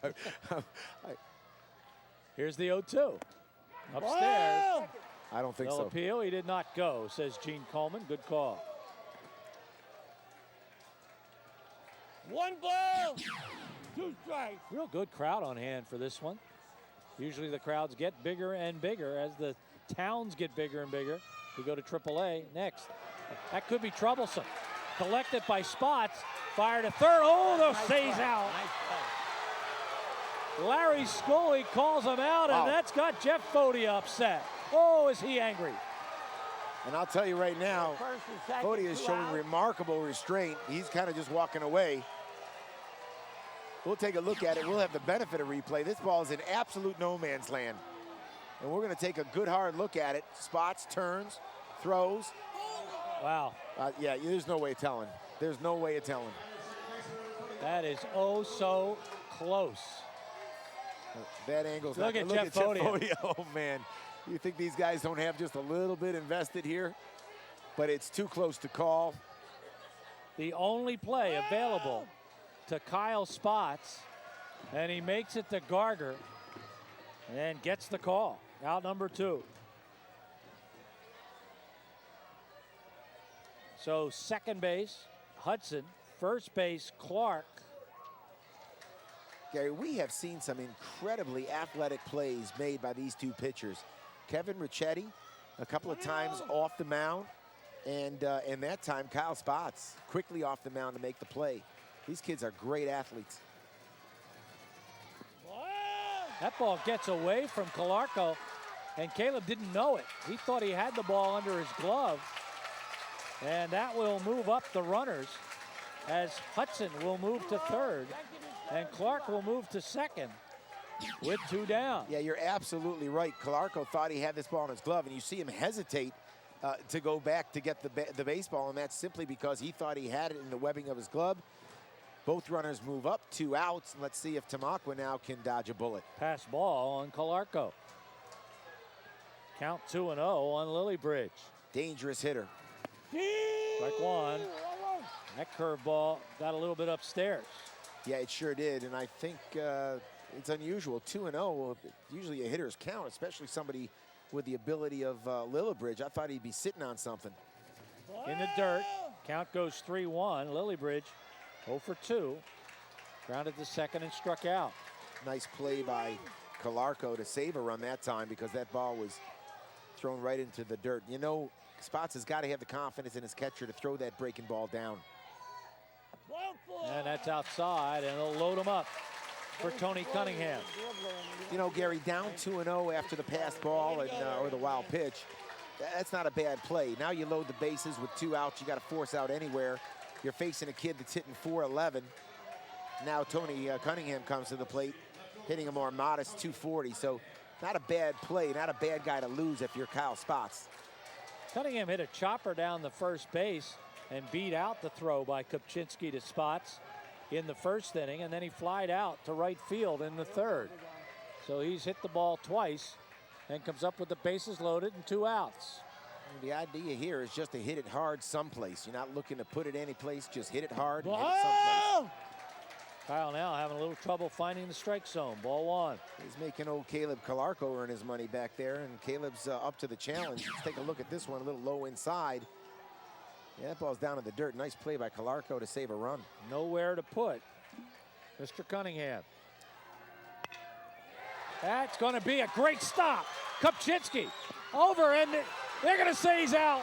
Oh, my. What a defensive play. And I think he got him. That's 2 in a row now. And now, here comes Jeff Redding over, and he's going to have a little conversation here. All right, let's take a look. That's 2 in 1 inning. I thought this one was a little more obvious than the other one. We'll take a look at it. That's, of course, not Jeff Redding. I'm sorry, yeah. There's Jeff Fodia. Jeff Fodia, I'm sorry. And one of his assistant coaches is Jeff is wondering what he has to do to get a run in this ball game. Yeah, absolutely. Man, the guys in the field have had some tough calls, and they've all been outs against Ellwood City. Let's watch this one. We'll see it. Gary, I think he's out. I'll be honest with you. Great take a look stop at by it. Kopchinski.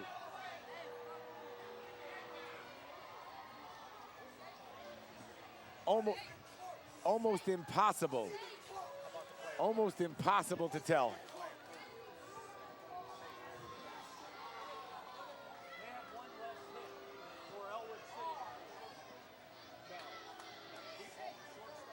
What a great defensive play. And, you know, Gary, with 2 bang-bang plays like that, you'd like to think things even out, but it's an impossible play to call. It could go either way, and you got to give these guys credit. I mean, he's right on the play, decisive. We have the benefit of replay. We had one fan come over and look into our monitor right here, and course, after he saw the bang-bang play, now he wanted to have war. And it's like, hey, I got it, All right? right, let's look at it again. Here's the play at third base. Now this is the third base play. And this one is, I'm telling you, they're about exactly the same. Both could have been called safe. And if you're Tamaqua. Here's the play at first base. And here's the play at first base, and. Oh my God! What is that? What is Wow. Well, you know, replay. Oh, yeah. We have the benefit of being Benefit. here. And you know what? You go down there and you flip a coin, and The fans want us to change the calls. I know I'm heading for the hills here, Gary. We are going to make one change, John. We have been told that the official scorer has changed the ball hit deep to shortstop To a hit. as going to be an error. Oh, an error, okay. So that's why there's one less hit up there for Ellwood City.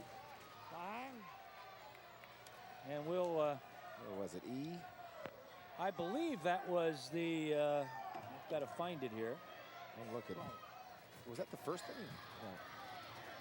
Well, we'll find it. Right now we've got Tamaqua at the plate. Zach Kopczynski steps up. And boy, has Tamaqua avoided damage like you would not believe so far in this ball game. One ball, Swing and a miss. 1 strike. 1-1. Kopczynski 0 for 1, grounded to second. But, you know, in the early innings, Tamaqua, missed a couple of golden opportunities themselves. Ellwood City avoided some damage. So this game has been an absolute classic. And, you know, we're goofing around with the umpires and so on and so forth. And, Gary, I'll tell you what, it is a difficult job. And those two plays, back-to-back, illustrated perfectly. And, you know, I'm sure Gene's going to call him and say, it's not a tough job. It is what it is. I call him out, he's out. Period. It wasn't even close. Calling him out is exactly what John Babb did, as that's a called third strike on Kopczynski for out number 1, and that's strikeout number 4 by Ricciuti. Well, that's a big-time bender. It absolutely buckled Kopczynski at the knees. And, boy, this young fella, Kevin Ricciuti, is settled into a pretty well-pitched baseball game. And it's Ricciuti that loses the base hit. He's the guy that hit the ball deep to shortstop in the third inning, and that has been taken away, and it's an error on the shortstop. So the line score now 1-5-1 for Ellwood City. Tamaqua 1-3, and chalk up an error on Tamaqua. 1-3-1. Only got him that time.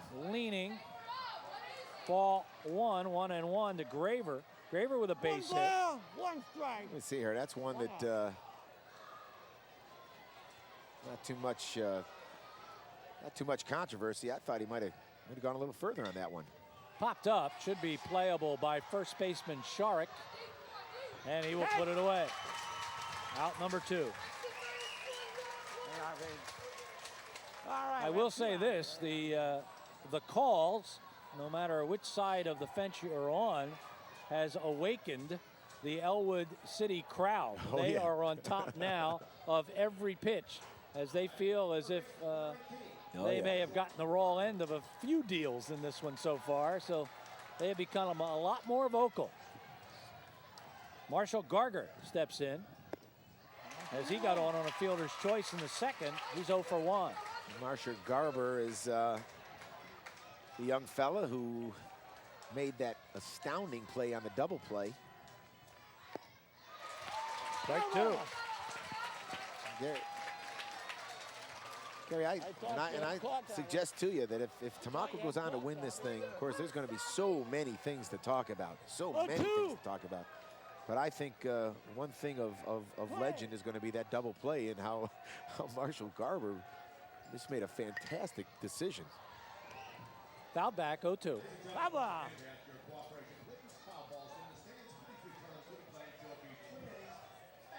Nothing in 2, gentlemen. 0-2. You heard John Babb. I think you heard him. We heard him even through our headset. Play. Yeah, John Babb doesn't leave much to doubt. He neither do any of these guys. I mean, they're right on top of stuff. Ooh, just missed the corner. 1 and 2. 1 ball, 2 strikes. John talks a little more than we do. It's a good waste. Quite come back enough. It's a good 0-2 pitch. No question about it. Close enough to keep that hitter guessing. And let's even it up at 2-2. Perfect changeup. Perfect changeup count, Gary. Watch him pull a string on this one, especially because he just pulled him back. Watch, something a little breaking, something a little off speed. You're right, and a ground ball to second. Lilliebridge eats it up, fires over to Sharrock. That's a 1-2-3 inning for Kevin Ricciuti. No runs, no hits, no errors, nobody left on base. You're watching Pennsylvania's Championship Network, PCN 1-1 after 4. Stay with us.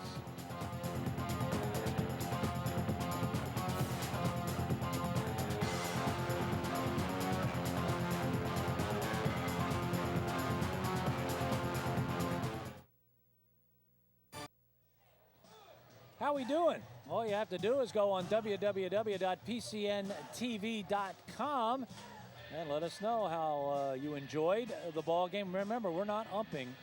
We are not making the call. I was going to say, Gary, we're just showing you the replay. You sure you want to announce that? We're not. Hopefully, it'll be the replay after a while. Or just give a call. 717. Well, they took the number away from me. 730-6004. PCN, proud to bring you state championship athletics. Well played high school baseball game, Gary. No question about it. And I'll tell you, I'm going to go out on a limb here and tell you it's been a well-officiated game as well. These umpires have had some very difficult calls. How about this one? Just foul. Strike one to Kevin Ricciuti. Ricciuti now officially 0 for 2 as he got on a fielder's choice and an error. We had initially given him a base hit on that deep ground ball to shortstop Zukas. We have been told that they have scored that an error.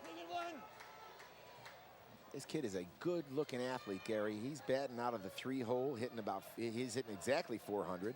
He can hit for power, and there you see him kind of drag one from the right-hand side and almost put it in a perfect position. 1-1. We'll take a look at that ground ball to deep shortstop that was changed. 1-1. Yeah, and tough. Probably a good call. If the throw is good, they have him. Oh, great play, Garger. Marshall Garger eats it up. And Garger looked like the Penguin there. Ron Say, remember Ron Say? He's kind of built like him too, kind of stocky third baseman type, prototypical. But watch how quickly he gets on this ball. We have 2 out. Nice play. Thank you, Marty. Plays that extra hop. Once he cuts it off, Gary, he knows he's got plenty of time, and the rest is easy. But I'll tell you what, this young fella, Marshall Garger, is making some big plays in this baseball game. Right back to Spots, over to Kupczynski, and Huntsaker is erased. 4 pitches, 2 outs. Cal Spots making quick work of this inning to this point. Brings up Darren Sharrock. He is 0 for 2, and he started that foul pop catch, double play, third baseman covering home play. You had to be there. Ball 1. Oh, it was just it's one of those plays that baseball drums up every now and then. You know, it's just, you just can't choreograph it. Check swing. Another tough play for Garger. He's down, he fires, and that'll end the inning. So 2 good plays by Garger. And it's 3 up and 3 down. No runs, no hits, no errors, nobody left on base. So this time, Ellwood City goes quietly. That has not been the case of late. And the score remains 1-1 after 4 1/2. A special thanks to the TAP 529 program, sponsor of PCN's coverage of the PIAA Baseball Championships. TAP is Pennsylvania's Section 529 Tax Advantage College Savings Plan. TAP 529 helps make college dreams happen.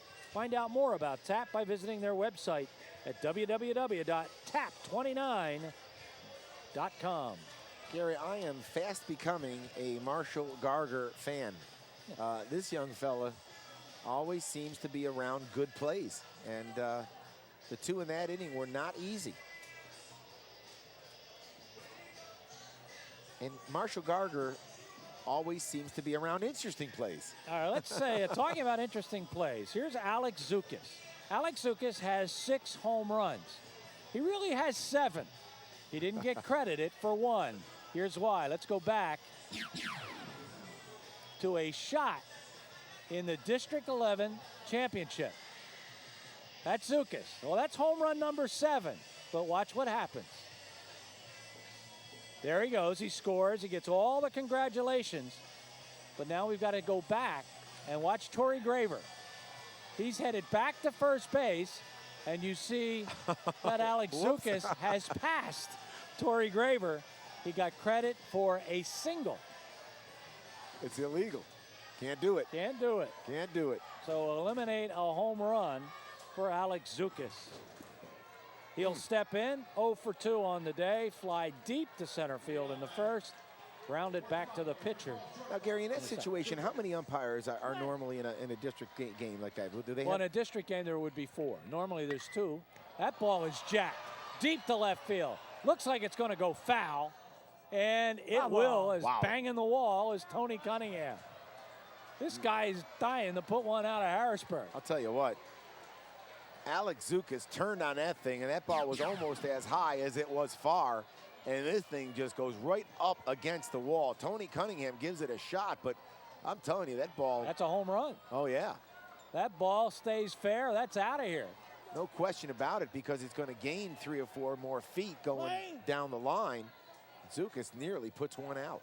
What looks like a high fence from behind the home plate is really a 2-layered fence. There's with a room gap in between, and you Right. just have to get it over the first section for a home run, and that got over that first section. Gary, I started asking before on that home run that wasn't from Zukas. Normally, there's umpires down the line, and they're signaling right away whether it's a home run. And there was some confusion because of the reaction of the left fielder. And so the umpire on first base, I think it was Graver. Graver just kind of held up. Well, to his credit, I think he thought that he had turned his back to go back and tag up. And if the signal indeed had been made, he never saw it. He certainly saw Alex Zukas because he went by him. Popped up. This one should be playable. I think it is indeed. Great play. Another great defensive play by Jay Cortez. So Cortez a little slow getting up. He just scraped his arm. It's kind of gravelly back in the foul territory, and Jay Cortez scraped his elbow a little bit. Now, he does a good job of concentrating, but right here he kind of gets his bearings. He got a slow jump, got a late jump on the ball, and there you see him scrape his elbow. So nothing that he can't just brush off a little bit. That's my time. That comes with the turf when you're a catcher, Gary. You got to get a little dirt, got to get a little, what are they, raspberries there on the old arm? Legitimate brush burn there. Oh, man, you just love it. That just means you're in the game. I'll tell you, these kids have gone all out on every play. Oh, it's you know, you're making memories for the rest of your life, and how many chances do you get to play in a state championship baseball game? And no use leaving anything out there on the field. And now that'll make that better until you take it off. oh, yeah. No question about it. Just get me to the 7th inning. Get me to the 7th inning. We'll worry about it then. Kyle Spots will step up. Spots 1 for 1 with a walk. Hit a line shot back at the pitcher in the first. And that looked like it might be the end of Ricciuti. And I'll tell you, does Jay Cortez look like a catcher? Did you see his shirt hanging out? You got to be a little goofy, you know? Tools of ignorance. And I can say that. Yeah, that's being an ex-catcher. You actually confirm it. It's the only, look, you know, you got to feel this way about any position you play. It's the best position on the field. But I'm really partial to that spot down there. John, a former catcher where, at Alvernia? Where'd you play? Hartwick College. Hartwick College. You know who the AD was at Hartwick when I was there? I do not. Jim Constanti. Jim Constanti. Pretty good pitcher, 55. Yep, he was the first relief pitcher in the modern era. He won the Cy Young Award with the Philadelphia Phillies during their heyday in '55. And man, did I learn some stuff about pitching. Ground ball.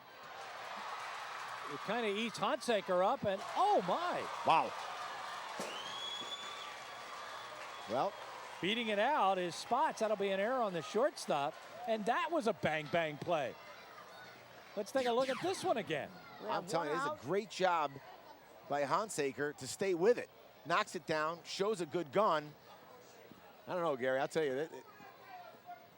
We'll take a look at it again. Tough if to we can tell. slow that down. It's tough to tell from that angle. Oh, boy, I'll tell you what. Poor Gene, he's had a rough day down there. And I'm not saying he's out or safe. I'm just saying how much closer can you get? That's three bang-bang plays within a span of an inning and a half. Wow. That's not going to make Ellwood City feel any better. Oh, no. Wow. Strike one to Calarco. So the first call they needed on a bang-bang play, that's the first opportunity they've had, as Tamaqua has eaten alive all the bang-bang plays. Oh, yeah, they sure Here have. they're at the other end, and they get the call to go against them. Calarco 0 for 1 with a walk.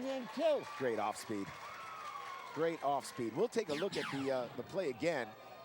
And I think by just a fraction of a step, Aaron, that is physically, visually impossible to tell. We can do it. And I don't want to say what I think, or what I think I saw. I'll leave it to the folks out there. From the one angle, it looked like he was out. No question about it. But live action, it's physically impossible to tell. Physically, visually? Umpires will tell you that it's usually a sound that they listen to. Yeah. The sound of the ball hitting glove and foot hitting bag. And then they make that call in just a split second, because the worst thing you can do as an umpire is hesitate at all. Because these guys have to feel a little snake bitten to have play after play. Oh, yeah. Be these very difficult calls. Count 0-2 on Calarco. Foul back. But you alluded to it earlier. You know, these guys are selected for this game specifically, and none but the best are selected to umpire this game. And for good reason, Gary, because they're decisive, they're on the play. And, you know, that's half the battle. You can't be indecisive out there, and you can't be seen to think that you're unsure at all. And these guys have been around the block a few times. And 50% of the fans here will agree with you. The other 50 want to kill somebody. That's strike three. Right on the inside part of the plate. Oh, how about Calarco it? turns around and says, I'm not sure that was a strike, Mr. Umpire. It was indeed. That's strikeout number 5 by Ricciuti. Let's take a look. Ricciuti. Oh, that's a knuckle curve. That's like a screwball. Boy, that ball just gets by Jay Cortez. We'll take a look at it again and see if we can look at the grip on the ball that Ricciuti uses on that one. We'll take a look at it if we can. Look at the grip on the ball, Gary. Oh, yeah. That's some kind of a screwball. Some kind of a screwball that kind of tails back into the inside part of the plate and caught the corner. Actually fooled Cortez. Ball 1 to Ware. Ware is 0 for 1, but he's been on twice. Got on an error and walked. Gary, we knew it was only a matter of time, and it took me to the 5th inning, the bottom of the 5th, when I would start talking so much that I would forget to mark down my scorecard. Oh, no. So you got to tell me, what did Zukas do? Here we go. What a mess this thing's going to be now. We'll clear John up between innings as that ball fouled back as the count goes 1-1 on Ware. Need a couple, Marty. Do I get deductions from my paycheck, or am I getting paid for this, first of all? Well, we'll still have yet to determine that. That strikeout, by the way, was only the second by Ricciuti, as the Tamaqua batters 1 ball, 1 strike, 2 have outs. certainly 1 on first. hung in there on Ricciuti's stuff. He came in with 125 strikeouts in his career. Here's a nubber, back to Ricciuti. He'll eat that up. Ricciuti could play in And here. that's Here gonna we end go, the inning. fellas. Wow. Here we go. Great play. So Tamaqua goes rather quietly, no runs and no hits in the inning. There was an error and 1 runner left on base. The end of 4 1/2. Or check it at the end of 5. It is 1-1. Stay with us.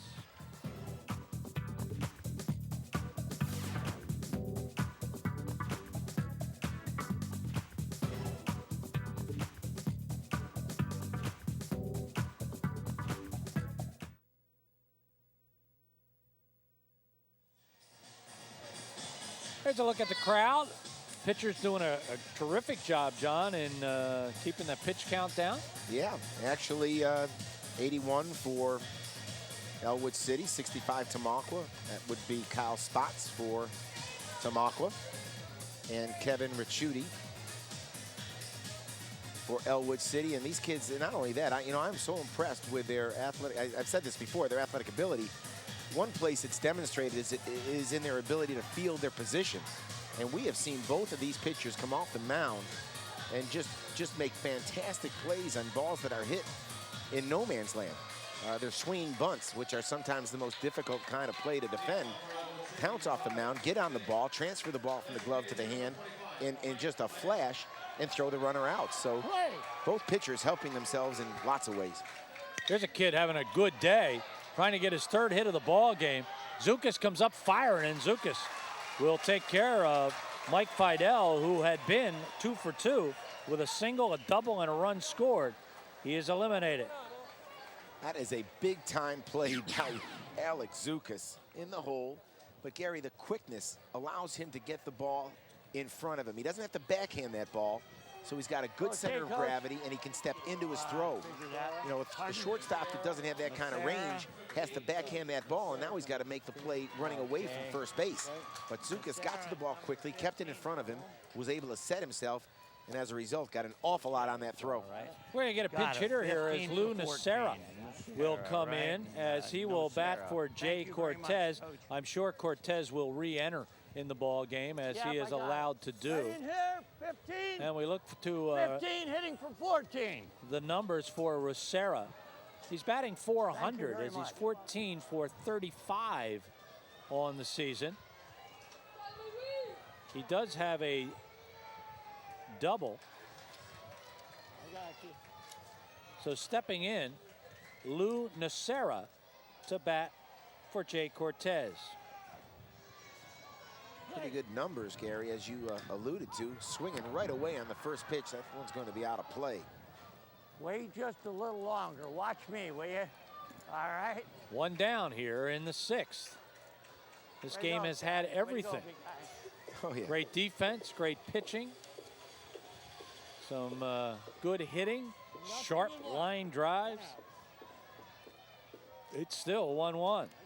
Nacera only a sophomore, Gary, as a sophomore third baseman. Yeah, but I agree with you. I don't think that Jay Cortez is going to be out of the lineup very long. I think he'd probably re-enter. He will indeed. In Foul ball. fact, he has been one of the reasons, has Cortez, for the real success of this ball club. He has been an outstanding defensive catcher. In fact, the whole middle defense has been virtually flawless. And that's really been one of the keys to their success up the middle. And any successful baseball team, Gary, you got to have that good double play combination up the middle, solid catching, solid center field, and those are the ingredients for a championship baseball. Nacera's not bashful, and Spots thought he wanted to nibble at the corner right there. That one just off the plate by a bit. Cortez, in fact, may have made the defensive play of the year against Blackhawk. When on a popped bunt, Cortez chased it and made a spectacular diving catch. And Ellwood City went on to win that ball game. And now, all of a sudden, the count goes full after being ahead 0-2. Well, Nacera came up there hacking. He took healthy cuts at the first 2 pitches, and now has worked the count full. And Garger moves back beyond third base. He's a little leery of Nacera coming up and bunting the ball.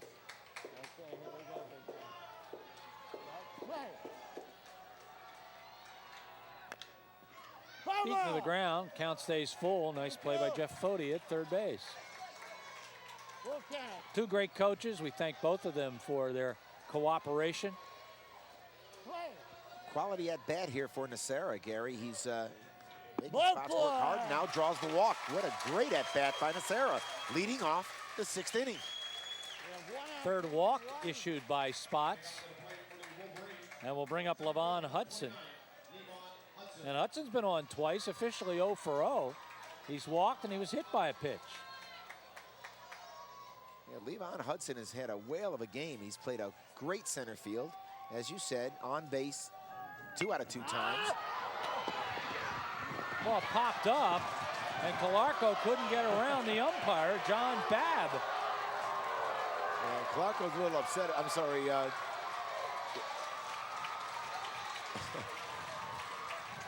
Yeah, Calarco's a little upset by it. Poor John Babb just couldn't get out of the way. I mean, he was absolutely stuck in no man's land. Now look at right here. He's just trying to move and he can't do it. I'm going the way you're going, buddy.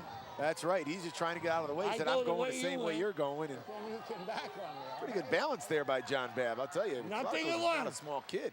Clarko just patted John Babb on the back as Babb pats Calarco on the back. They understand that it was just one of those things.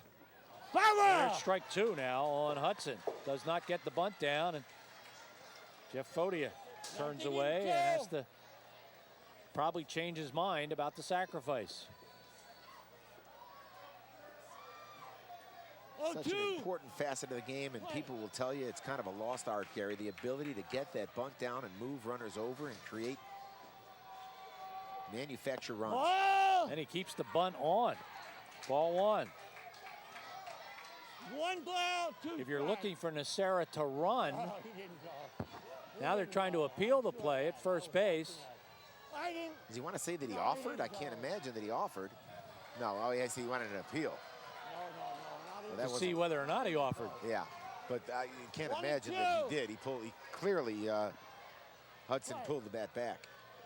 Nacera has 1 stolen base on the year. That's in the dirt. And Nacera almost got caught in no man's land.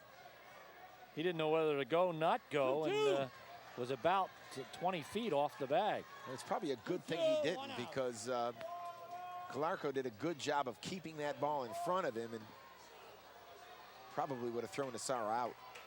Garger breathing down the neck here of Hudson. And Hudson will strike out. Does not get the sacrifice bunt down. Probably the first mistake that Hudson has made all game long. We have 2 outs, gentlemen, 2. The young fella has done everything today. There you see, he kind of gets the bat back a little bit. What you want to do is make sure, that bat is at your eye level, Gary, and out in front of you. And you saw Hudson just pull that bat back just a little bit. Once it comes away from parallel, your chances of dropping that ball down fair are really, really diminished. Another pinch hitter, TJ Post, will step up. The sophomore first baseman wears number 35. And he will pinch hit for Matthew Clark. We have 2 outs, gentlemen, 2 outs, a runner on first. Post batted .125 on the season, 1 for 8. Play.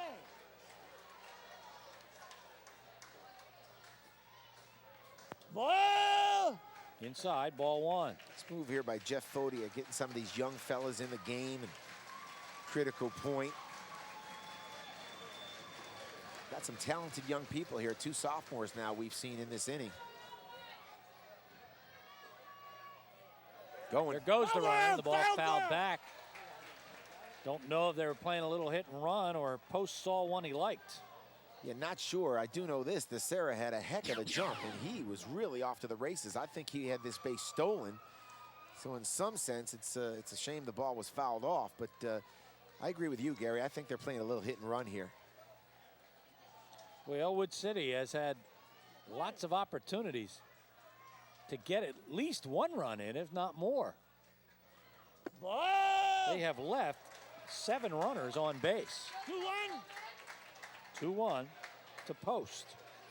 And of course, that unusual double play with the bases loaded thwarted one of their threats. And we've seen some unusual plays, actually very good plays. Some bang-bang plays have thwarted others. Now it's 3-1. Boy, here's a guy 1 for 8. Waiting on. You want to make him hit the ball. No question about it, because waiting on deck is Aaron Lillibridge, who's hitting .411, and he's due. And you're absolutely right. He's been on it all day long.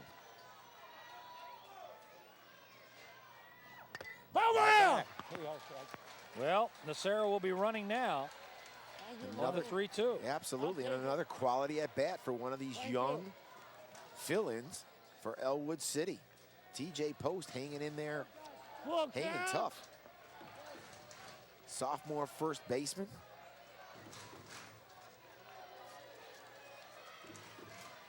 Play.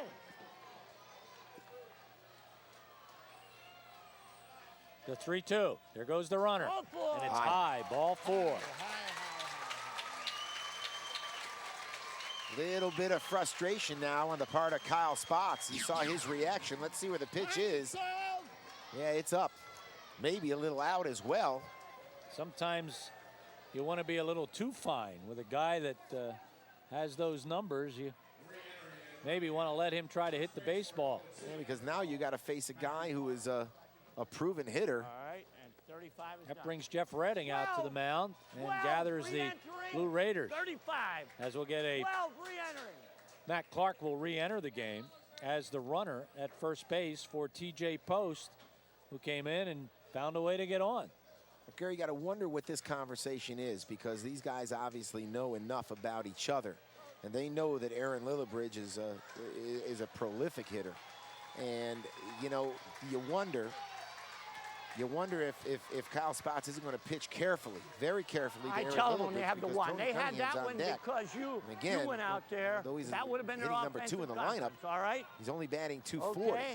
So you kind of choose Coach, your poison here, and that's your I offensive suspect that conference. maybe Kyle Spots would rather pitch to Tony Cunningham.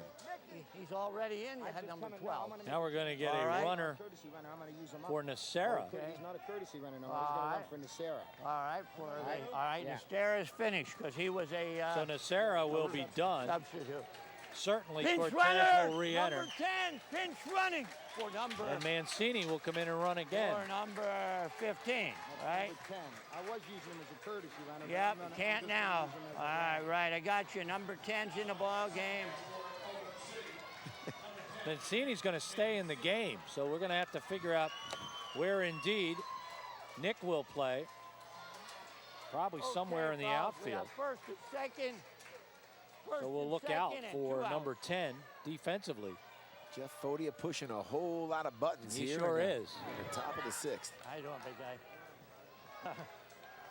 Yeah, we're not used to And that. right now, are we? he'd like to push a run across. Aaron Lillibridge is 0 for 2 with a walk. Yeah, but he's got the guy up there he wants up there in this situation. Fouled back, strike 1. Foul ball. These guys, Spots has found a way to get out of these spots.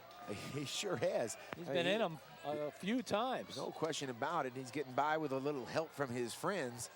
Play. Some quality plays made behind him. And he's been a bulldog out there hanging in there in a 1-to-1 game. In the dirt, great stop, Nice Calarco. block there, Cash. Nice block. 1-1. Boy, Calarco and Cortez, they made some nice plays. These guys behind the plate, that is a huge bender. I mean, that thing is way off the plate. And you know, Gary, as a pitcher, you gotta have the confidence to be able to throw that breaking ball down.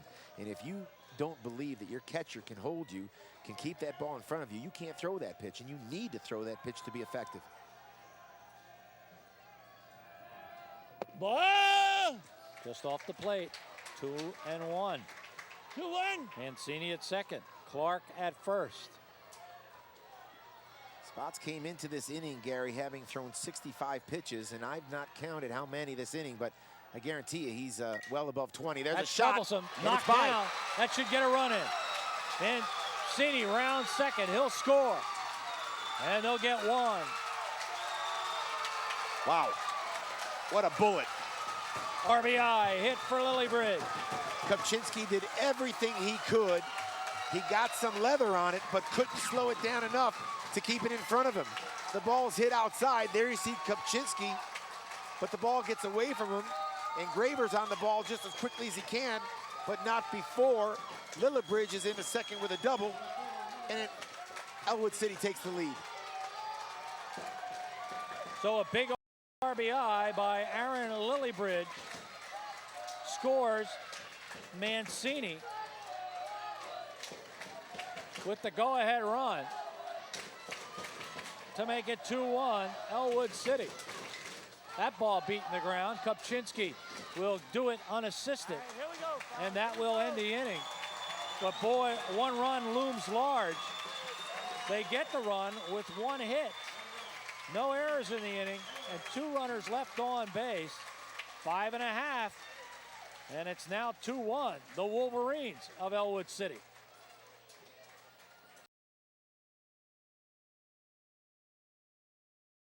Didn't pull them out, John.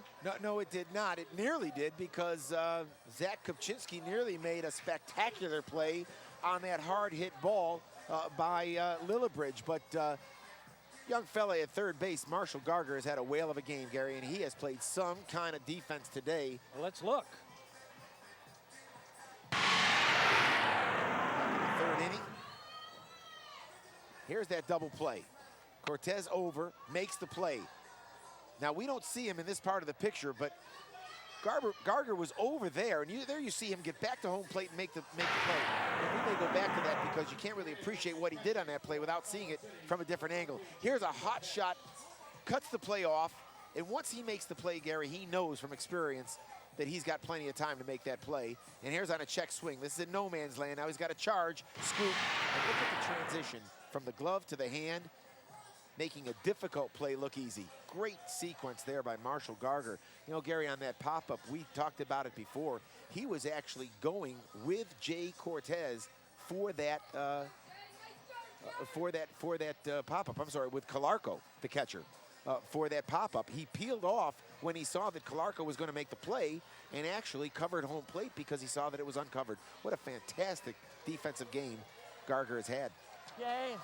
So All that's right, the only Tamaqua one. moves to the bottom of the sixth Thank you inning. very They find much. themselves down for the second time in the ball game. They were down 1-0 at the You were end the of only one, re-entry. and The other came guy back and re-entered scored a run in the before. second. They're now down 2-1 as we move to the bottom of the sixth, as they'll send up Graver, JR, Matt Yoakum, and Zach Kopczynski. Batters 5, 6, and 7 in the order to face Kevin Ricciuti. Gary, I got to be honest with you. With the way Tamaqua came out of the gates and started hitting the ball in that first inning, I thought we might have a blowout on our hands. Right off the ankle. Wow. Ricciuti's hurt again, a base hit by Graver. As Graver hits one off the ankle of Ricciuti, he is getting beaten up out there. Wow. He's going to be happy to play football in the fall. I mean, he says, heck with this baseball, non-contact stuff.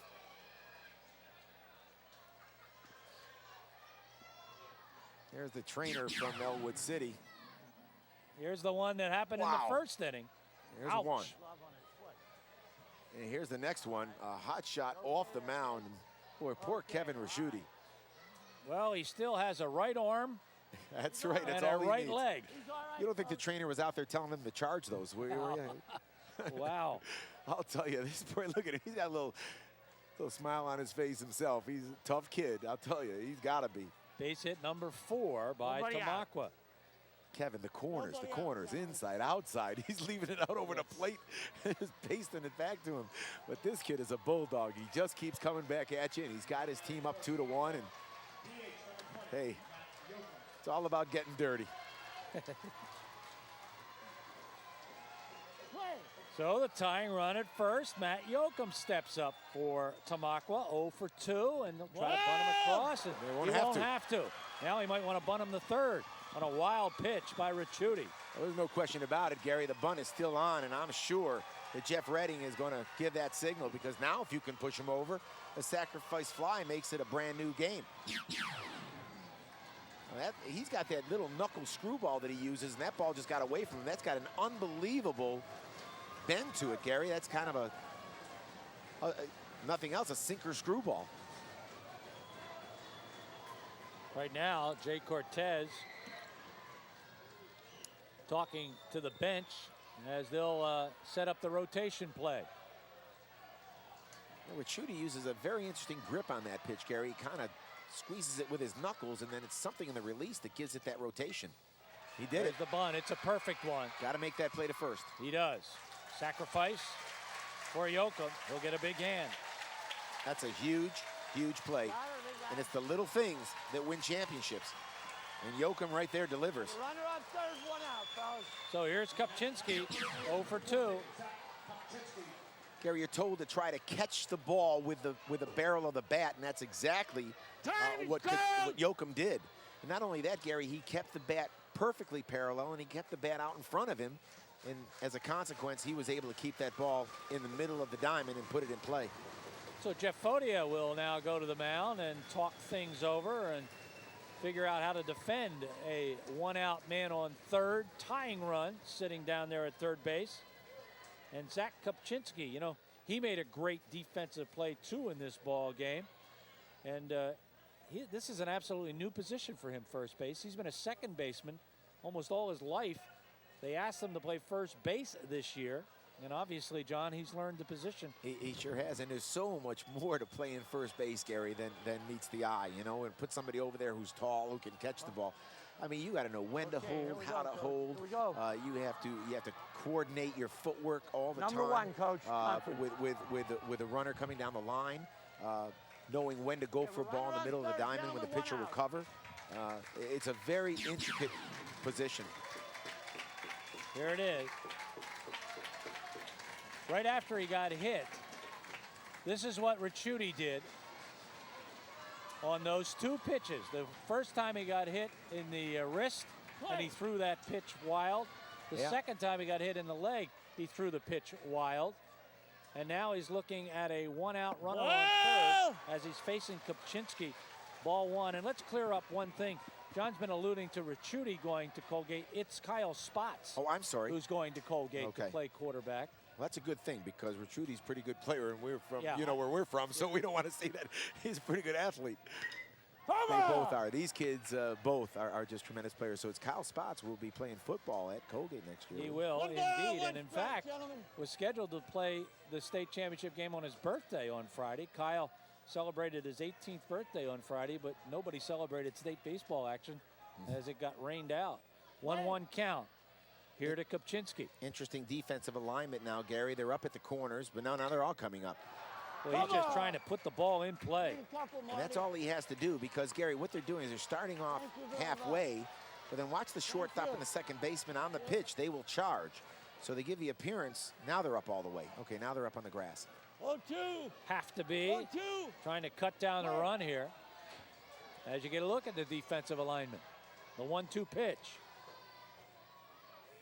Big curveball. And they'll hold the runner. Good play, good defense. Lily Bridge to Sharrock. 2 down and a runner on third. That's why you do it. Now they can back up, play for the single out. And good defense by Ellwood City, and they dodge a bullet. Graver 1 for 2 with a base hit to left field, and he popped up to first base in the fourth. 2 down. Tying run at third.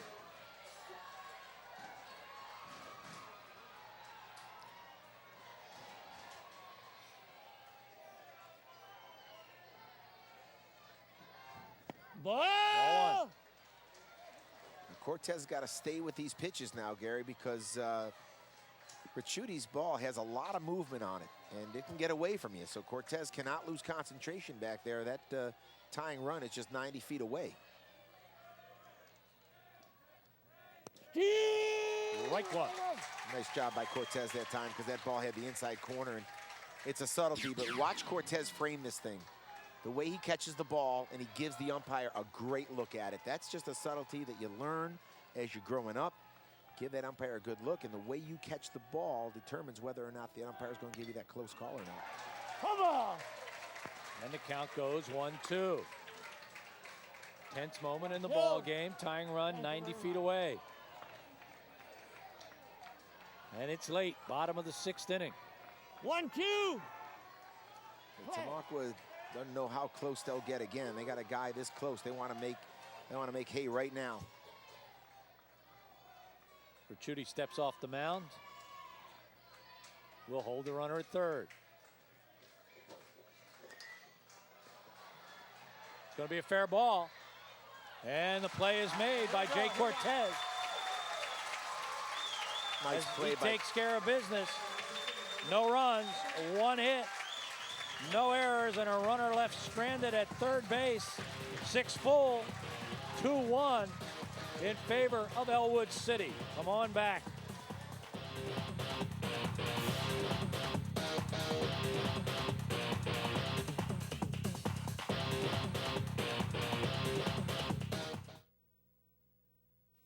In 1863, the bloodiest battle on American soil was fought near a small town called Gettysburg.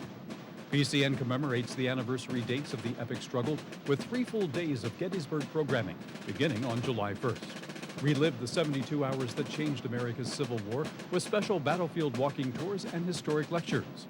Battle of Gettysburg anniversary programming, a Pennsylvania cable network tradition, July 1st, 2nd, and 3rd. College costs are skyrocketing. I recommend we put you in Pennsylvania's TAP 529 program. College savings presently grow federal and Pennsylvania tax-free. Save for college at almost any private or public college in the country. And there are many new investment options to choose from. It's all right here. Pennsylvania's TAP 529. Call, go online, or talk with your financial advisor. So, what do you think? Sounds like a plan, honey. In our opening ball game today, that was a 2-1 ball game also, as Bellwood Antis, the Blue Devils, not far from Altoona, knocked off the Elk Lake Warriors. Another terrific ball game. It was 2-1 as Adam Plummer got the win, also got an RBI, had a couple of base hits in the game, and it was Bellwood Antis, the Blue Devils, who got themselves a state championship. And right now we've got a 2-1 ball game as we move to the 7th inning. And Ellwood City will send up batters 3, 4, and 5. Kevin Ricciuti, certainly the pitching hero so far for the Wolverines at the plate. Foul back, strike 1. Kyle Spott's job, along with his defensive cohorts, is to keep Ellwood City right here, Gary.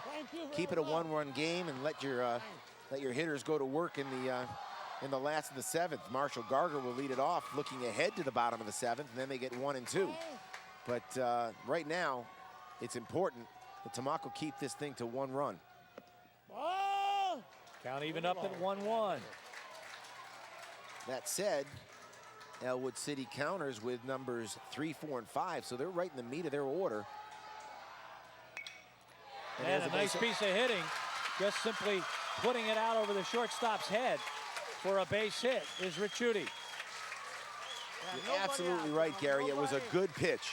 Nothing wrong with the pitch, and Ricciuti did everything he could just to keep it in play. Didn't try to do too much with it. It was down and away. All he did was reach out, get the bat on it, and drop it into left center field for a base hit. Brett Smith will come in to run, a courtesy runner for Ricciuti. 28,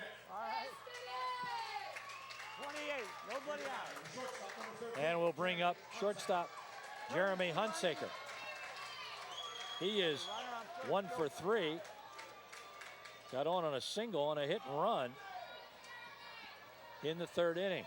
I believe you got to play for this run, Gary. I believe you got to bunt him over. Play for that run. Ball! Up high, ball 1.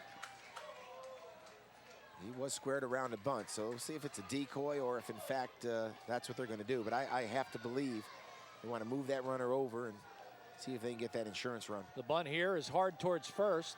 First baseman Kopczynski has to stay back. Ball! Well, they And won't there's need the it. ball thrown away on a wild pitch. And moving up to second base is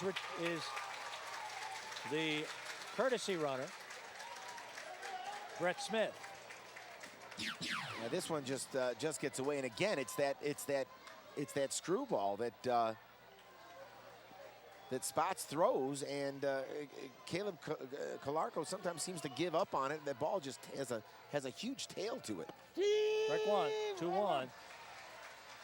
Certainly was a wild pitch.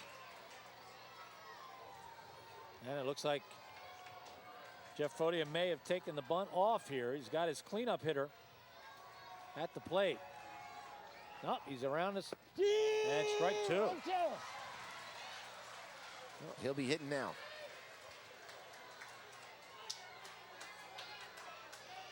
The Wolverines failed to get the bunt down in the 6th, but it didn't hurt them.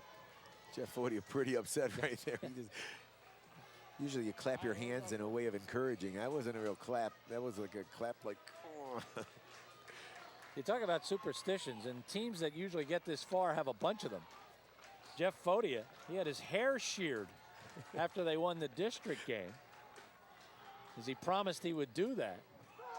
There's a ball. That's going to be an error on the second baseman. And that will allow Brett Smith to go to third base. That's Heartbreak City. I'll tell you, you're Tamaqua, Gary, and make it all the way to the championship game. And this young fella, Kyle Spots, has just pitched a courageous baseball game. There's no question about that.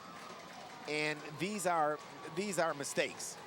These are they're not physical mistakes as much as they are mental mistakes. And the errors they come back to kill you. And right now, Ellwood City knocking on the door with a huge run that would make it a 2-run deficit for Tamaqua. Sitting on third base is Brett Smith running for Ricciuti. Count is 2-2 and nobody out. Tamaqua superstition, they have ridden on the same bus with the same bus driver since they won or started the district playoffs. See, now if I'm that bus driver, I got to hold out. Oh, you know, I mean, come on. You get the booster club. Yeah, there aren't many times when you have that kind of power. Absolutely. That guy's sitting on a gold mine, doesn't even know it. I got a little backache. What's it going to take to make you feel better? Now the infield's got to come in. The Wolverine fans are shaking Riverside Stadium. Now Hunsiker just wants to put the ball in play. All three. 3-2, nobody down. Gary, Kyle Spots has battled all afternoon long, and he's right now in what could be a battle for this baseball game right now. So he's got to dig down and find something inside. He'll walk. Hunsiker. Runners on the corner. 5th walk of the game by Spots. And here comes Darren Sharrock. And Jeff Fodia looks like he's going to get busy again. I didn't sub for him yet, to my recollection. No, you did not. Now, You did not for 13. Here, let's listen in here. I'm going to sub right now. I got you for Hunsaker. Number 30? Yep. Okay. Pinch runner. Yep. So Andrew DeMace I got you. will come in to pitch run for Hunsaker.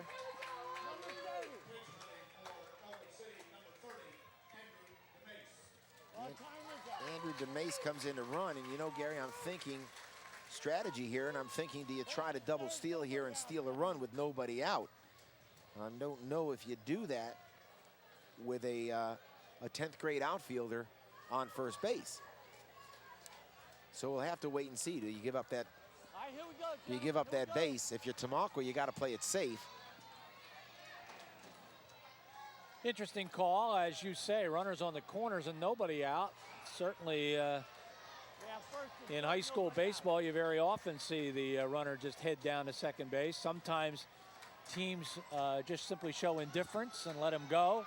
Sometimes they try to make the play. Sometimes they put the cutoff on.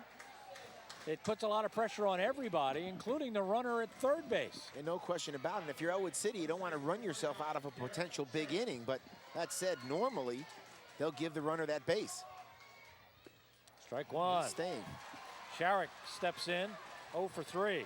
You know, Gary, and I thought they would do it, but again, I think the one, you know, the one doubt that was planted in my mind was when I saw the youngster come in the game cold off the bench, and that is Andrew DeMace. So I have a feeling they won't do anything. Oh, there he goes. And that ball is jacked. Chris Ware is back. DeMace has to get back. DeMace has to get back. They'll get a run here on the sacrifice fly. And that's the insurance run they were looking for. RBI, Darren Sharrock. Heads up play by DeMace to get back quickly. And that ball was a shot by Darren Sharrock. I mean, he got all of it. So now it's a 3-1 game, Gary, and makes things difficult for Tamaqua, to say the least. So the wild pitch and the error on the pickoff gets a runner to third, and they pay the price. As you see, Brett Smith coming around to score. All started, Gary, with a sacrifice that really wasn't necessary because of the wild pitch. And then the the botched pickoff attempt, and all of a sudden the whole complexion changes. There's one that's drilled. Tuckett on the move, and Tuckett will make the play. So the outfielders are getting a workout, but getting the job done. Yeah, they sure are. I mean, it is a pitcher's ballpark, Gary. There's an awful lot of room in this stadium, but you got to give credit to the Tamaqua defense, because right now, Cal Spots has lost it just a little bit, but he's been getting great support from his outfield. And there you see Jesse Tuckett doing a great job of running that ball down. That's a big-time play. And that will bring up Jay Cortez, 0 for 2. He was pinch hit for in the 6th. Turned out to be a big pinch hitting job by Nacera. He got walked and eventually got pinch run for by Mancini. And Mancini scored. Here we'll go to the fielder's choice. Graver, Kazukas, and Tamaqua. Down to their final 3 outs. They're down by 2, 1 run on 1 hit, 1 error in the inning, 1 runner left on base. 6.5, it's 3-1 in favor of Ellwood City.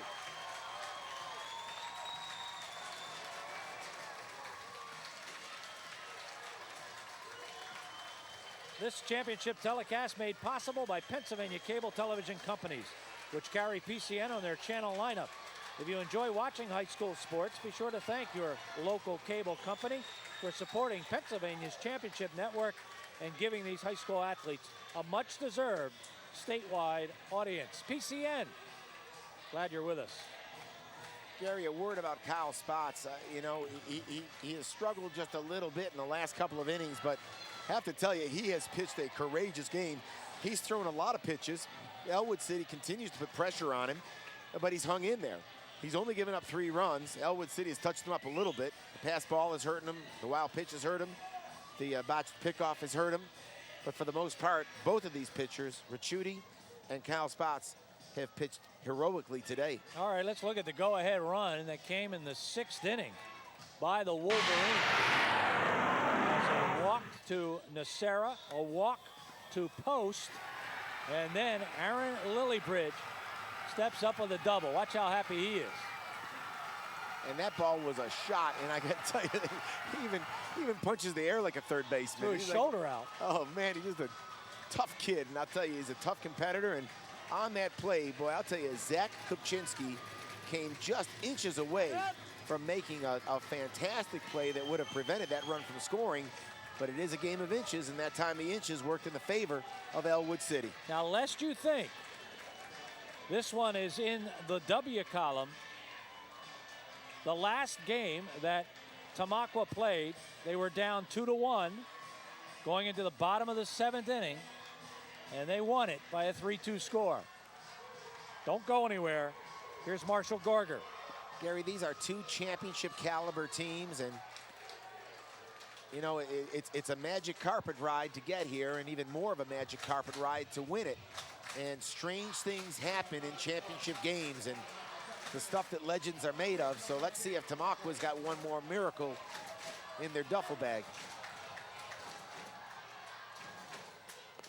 Garger, hefty cut, strike 1. He's 0 for 2. Grounded into a fielder's choice and grounded to second. Certainly has been a key defensive star for the Blue Raiders. Sure has, and he didn't get cheated on that first cut. He took a crack at it. And he falls behind 0-2. Ricciuti hasn't put up big strikeout numbers in this one, but he sure has put up good numbers. 1 run, he's only given up 4 hits, as Tamaqua has stranded 7 base runners. Yeah, these last 2 pitches kind of underscore exactly the kind of game he's pitched. Came with hard stuff first, and then pulled the string a little bit and had Garger off balance. And then gets him. That's strikeout number 3. That's out number 1. Now we go to the top of the order. That's a downer. I'm telling you, Kevin Ricciuti turns the ball over, and that ball is sinking all the way. And Garger's got no chance to catch up to it. Nice bit of pitching right there by Kevin Ricciuti. Big play by Cortez. The next 2 batters in Tamaqua's order have 11 home runs. Actually 12, 1 taken away. Ball 1. to Zukas.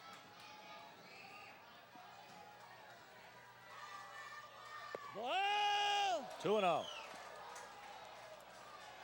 Ellwood City fans waiting to explode. They are recoiling.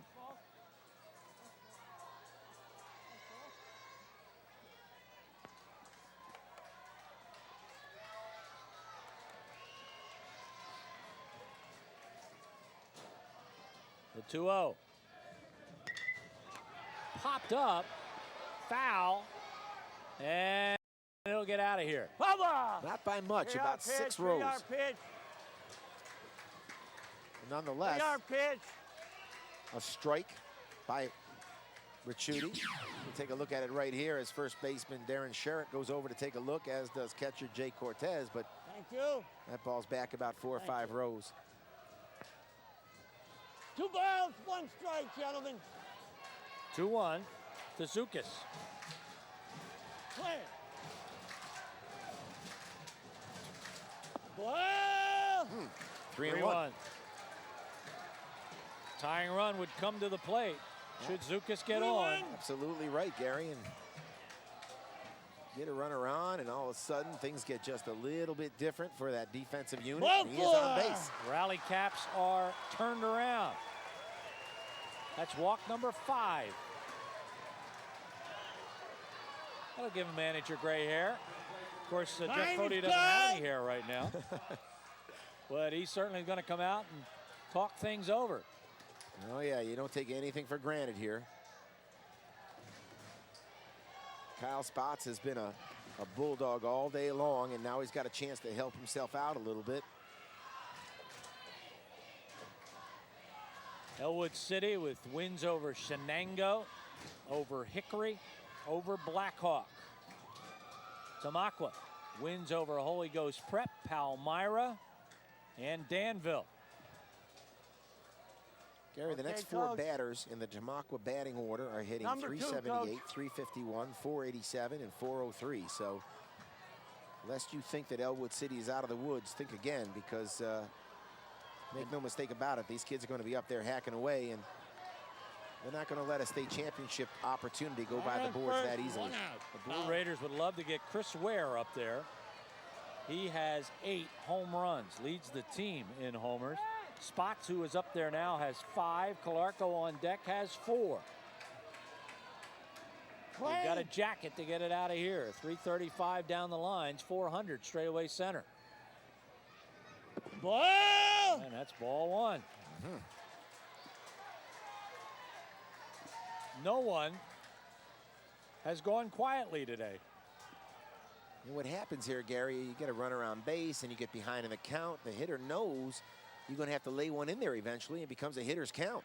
1-1. That was a pretty good pitch, because there's not much that Ricciuti could do with it. It was kind of in on the hands, and he's not in a situation yet, Gary, where he has to hit Ricciuti's pitch. He can still pick and choose. Ball! A little bit upstairs. Ball 2. 2-1. Spots is the young man that will play quarterback at Colgate, or at least hope to. It's a close one. Probably a little high. He's a tall kid. Has that upright stance. Ooh, he had a good rip. He sure did. 2-2. Judy had that one by him, and Spots just missed it. I'm okay. Interesting, Gary, there's a huge gap in right center. I don't know if these guys see enough of each other to know how to play people, but it's an interesting outfield alignment. I'm telling you right now, if Spots can put one over the second baseman's head with any kind of pace on it, it's in the hole. Tying run at first with 1 down. Down to second, Zukas. See, now what happens here is the defense begins to kind of think about things just a little bit. So, you know, while a 2-run lead still seems somewhat comfortable, you know, you start to think a little bit. You start to aim the ball just a little bit. And next thing you know, you've got some heavy hitters coming up from Tamaqua. And right now, it's Caleb Calarco, I believe. It is. What that means, John, of course, is if they don't get a double play of any kind here, that will bring Ware to the plate, who has the 8 home runs. Now, there's no way you bunt the ball here, Gary. You can't. You need all the outs you can get. You gotta score that runner from second base. Not with a 2-run lead. You don't want to. I don't think you want to hang it on one run, on one out. Ball one. Down 2 runs. You can't give away any outs right here. You hit the ball hard someplace and hope for the best. Ricciuti looking at the best hitters in the Tamaqua order in this one. And a couple of real good ones right now. Oh, baby. That ball is hit. And that is hit far. Hudson has a beat on it. It's a bad mistake on third base, though. I think. I'm not sure now. They didn't have him tagging, Gary. Neither player, and perhaps both of them might have tagged up. Sure. Because the ball was clearly high enough, and right now you see Jeff Redding is hollering out, but it's a tweener. I'm not sure he could have made it to third base anyway. That ball's plenty deep enough. You might have a runner on third, but again, it's a 2-run game anyway. And now the fella you talked about, Gary. Ware is 0 for 2 with a walk. Got one on an error.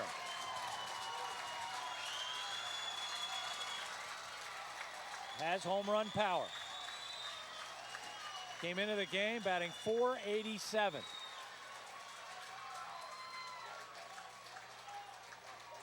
And everybody's on their feet. Tamaqua wants a big hit. The Wolverines want a big out. Instead, they get ball one. Gary, I may have to take that back a little bit. I'm kind of getting on Alice Zukas a little bit for not tagging, but I'm not sure it makes that much difference. Certainly the runner at first can't tag up because if that ball drops, he's got to put himself in a position to score. And certainly Ricciuti trying to avoid giving anything fat to Ware. No question about it, because this kid has got some huge numbers this year, and I tell you, he hits a gap shot here, and we got a brand new ball game.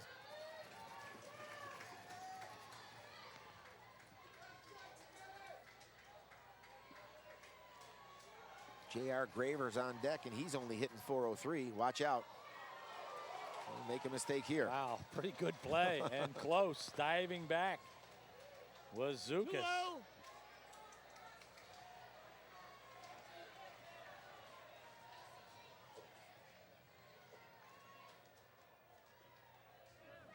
Ball! 3-0. A nice play by Ware to hold up on that thing. And I'll tell you what, that's 3-0, Gary. He walks here, and you've got the tying run in scoring position with a .400 hitter, and that's awfully close. Probably off the plate just a little bit. Got him taken here, Johnny. You gonna let him? Oh no, you got to take. Try to crank one out. Down 2. Down 2 runs, Gary. I think you got to take. Got to take, because he's going to have to come back with 3-1 anyway. Big gaps here at the stadium. Can't be swinging at this pitch. 3-1. Now I think he gives him the green light. Because if you're Ricciuti, you got to come back with it anyway. You don't want to give up that base anyway. You can't put that tying run in scoring position. Ricciuti's got to come in with it. Swing and a miss. The classic battle. Full count. Runners will be going. And of course, with the runners going, oh yeah, any kind of solid hit in the gap might score both. And you get a look at Jay Cortez keeping everybody on the same page. It all comes down to this, Gary. 3-2. 2 on, 2 out. Down by 2. The final out. Maybe. Ball 4. The bases are filled with Raiders. Wow. How much discipline does it take to hold off of this? That is a gutsy. Oh yeah, and a great. That's a great at bat. That ball had a bend in it, and it broke clear out of the strike zone. I'll tell you, that is a great pitch by Kevin Ricciuti, but an even better at bat by Ware, because that ball was starting off in the strike zone, and a lesser hitter, Gary, goes fishing for that thing and strikes out. Here's a guy that's 2 for 3, has an RBI, fielder's choice in the first, a solid base hit, going with the pitch in the third to right field, and then he hit a line drive off the ankle of Kevin Ricciuti in the 6th. Alan Graver, JR at the plate, the tying run at second base. Strike one. I think Ricciuti didn't reach back a little bit on that one. That looked like a first inning pitch. He reached back, gave it all he got. He's coming right after Graver. Swing and a miss. Wow. Right two. These two pitchers have been something else today, Gary. They have dug down when you just don't think they have anything left. It's all about adrenaline. It's all about a state championship. This one's going to be off the plate just a little bit, but Graver's got to protect. He does not. Swing and a miss. Wow. Your 2003 Class 2A state champions, the Wolverines of Ellwood City. And the infield is littered with baseball mitts. Forget it, they drop everything, and the celebration right now is taking place on the pitcher's mound. And there is one tough baseball team, and I'm alluding to Tamaqua, who gathers in front of their dugout, but how about Ellwood City? I'm telling you, Gary, Tamaqua came out of the gates, and they were just ripping the cover off the baseball. And I really thought this thing was going to be a blowout. I thought that Tamaqua was just going to hammer the ball all day long. I thought we were going to have one of those 10-2 games. Ellwood City steady the ship, and Ricciuti did a good job. He threw 116 pitches, and this is the 116th that we'll look at right now. Pretty important pitch. And and I'm telling you, those three pitches to this young fella, Alan J.R. Graver, were as hard as any pitches he'd thrown all day long.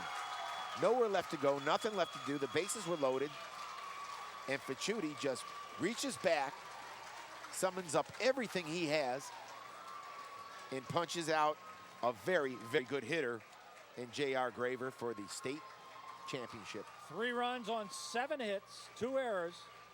Wolverines left 12, or make it 10 runners on base. Tamaqua 1 run on 5 hits.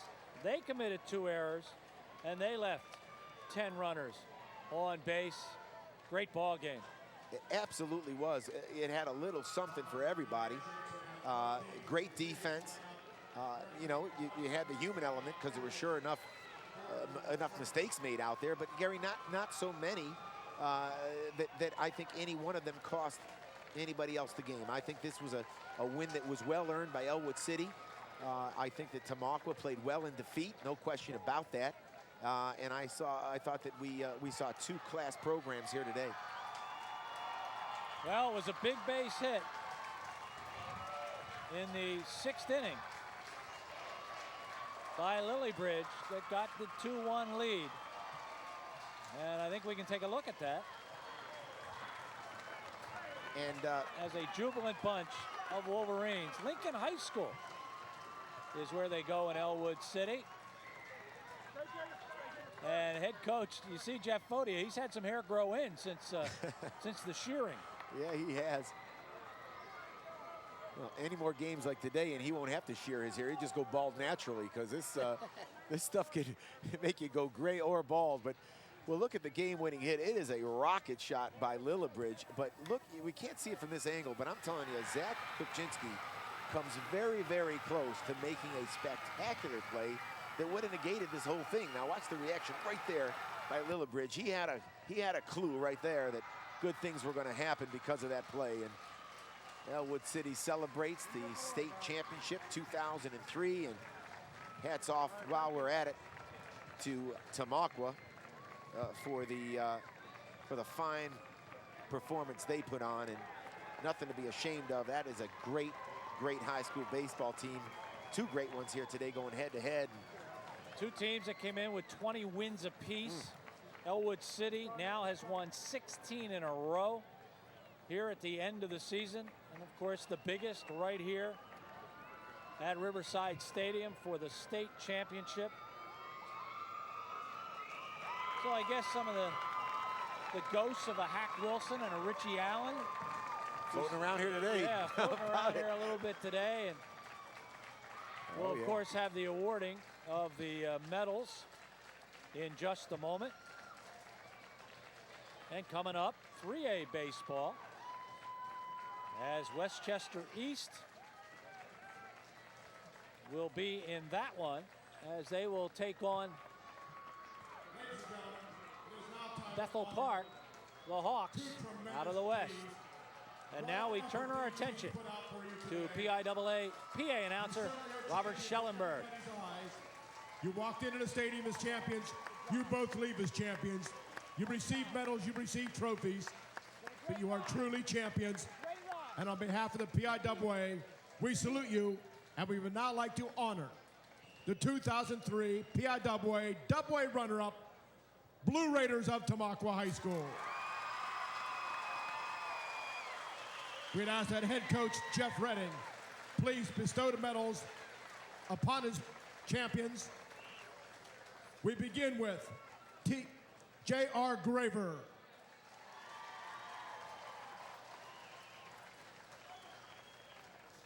Tori Graver.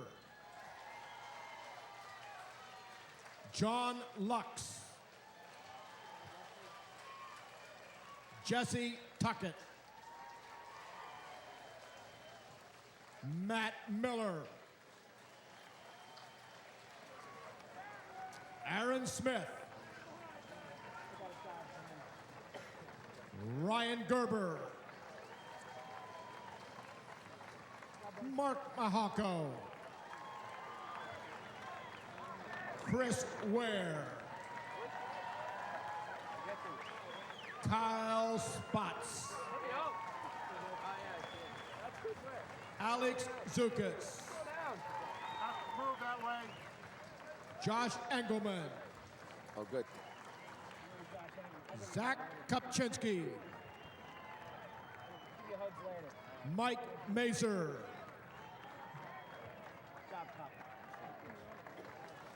Marshall Garger. Matt Yoakum. Caleb Calarco. Student manager, Matt Witkowski. Assistant coaches, Pat Morgans, Dan Gerber, Craig Valentine, and Brian Redding. Raider Athletic Director, Mike Romiak. Tamaqua Athletic Trainer, Linda Vekalitis. And Blue Raider head coach, Jeff Redding.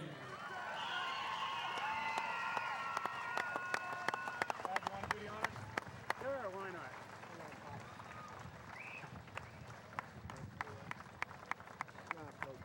We now ask that Caleb Calarco, Chris Ware, Kyle Spots, and Tori Graver, if you'll please step forward.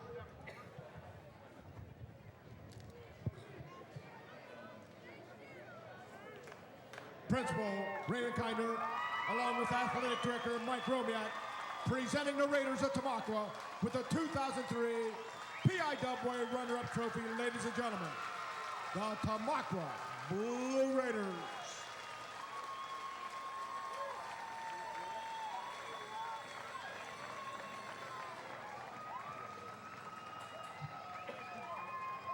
And now we switch to the third base line, where we will now meet the 2003 PIAA Double-A champion, Ellwood City Wolverines.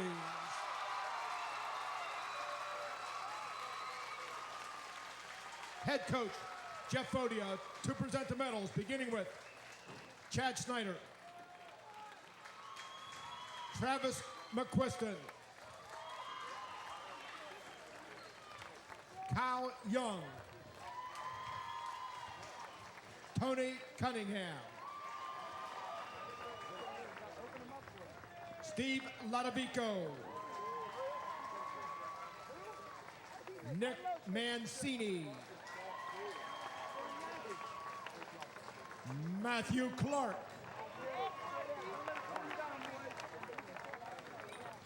Jeremy Hunsacker. Jay Cortez. Lou Nacera.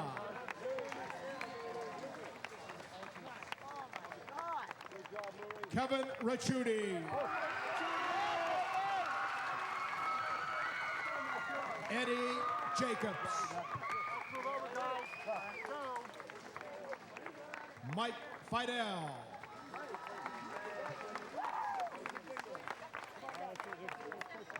Darren Kaleo. John Paul Roymer. Brett Smith.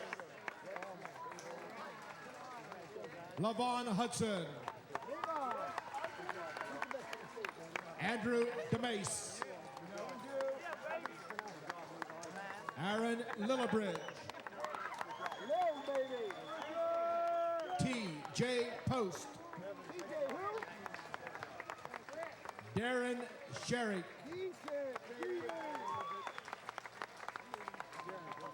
Their managers, Matt Levins. Matt Levins, where you at, man? And Josh Cortez. Here you go, baby. Come on out here. Assistant coach, Joe Ricciuti. And Wolverine head coach, Jeff Fodia.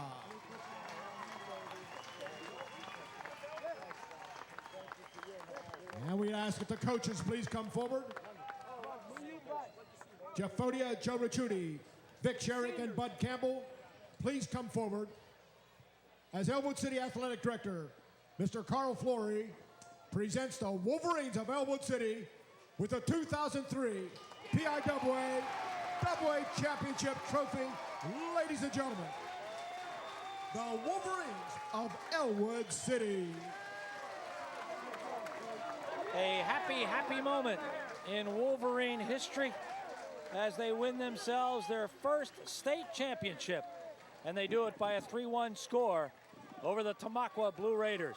We'd like to acknowledge the 3 million homes across the state and millions of Pennsylvania residents and sports fans who are able to receive television coverage of the PIAA Baseball Championships on the Pennsylvania Cable Network, a public service of Pennsylvania Cable Television Companies. The base hit by Aaron Lillibridge, almost grabbed by Zach Kopczynski. He didn't get it. The victory goes to Ellwood City. We thank you for spending time with us.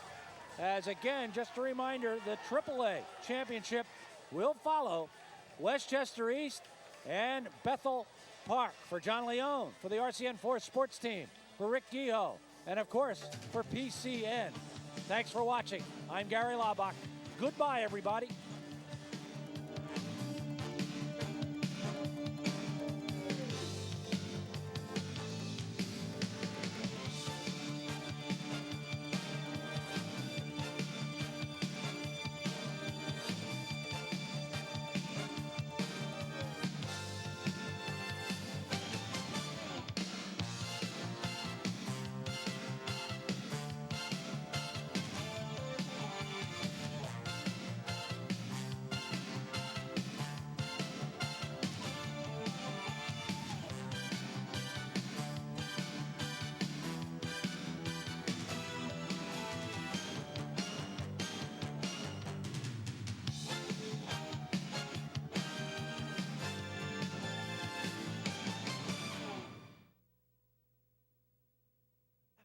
You've been watching PCN's exclusive coverage of PIAA Championship Baseball on PCN, Pennsylvania's Championship Network.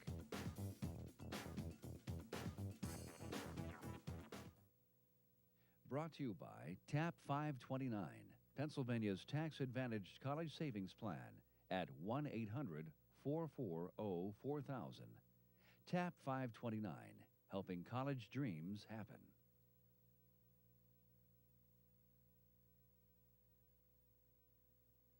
College costs are skyrocketing.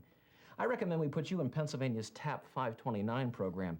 College savings presently grow federal and Pennsylvania tax-free. Save for college at almost any private or public college in the country.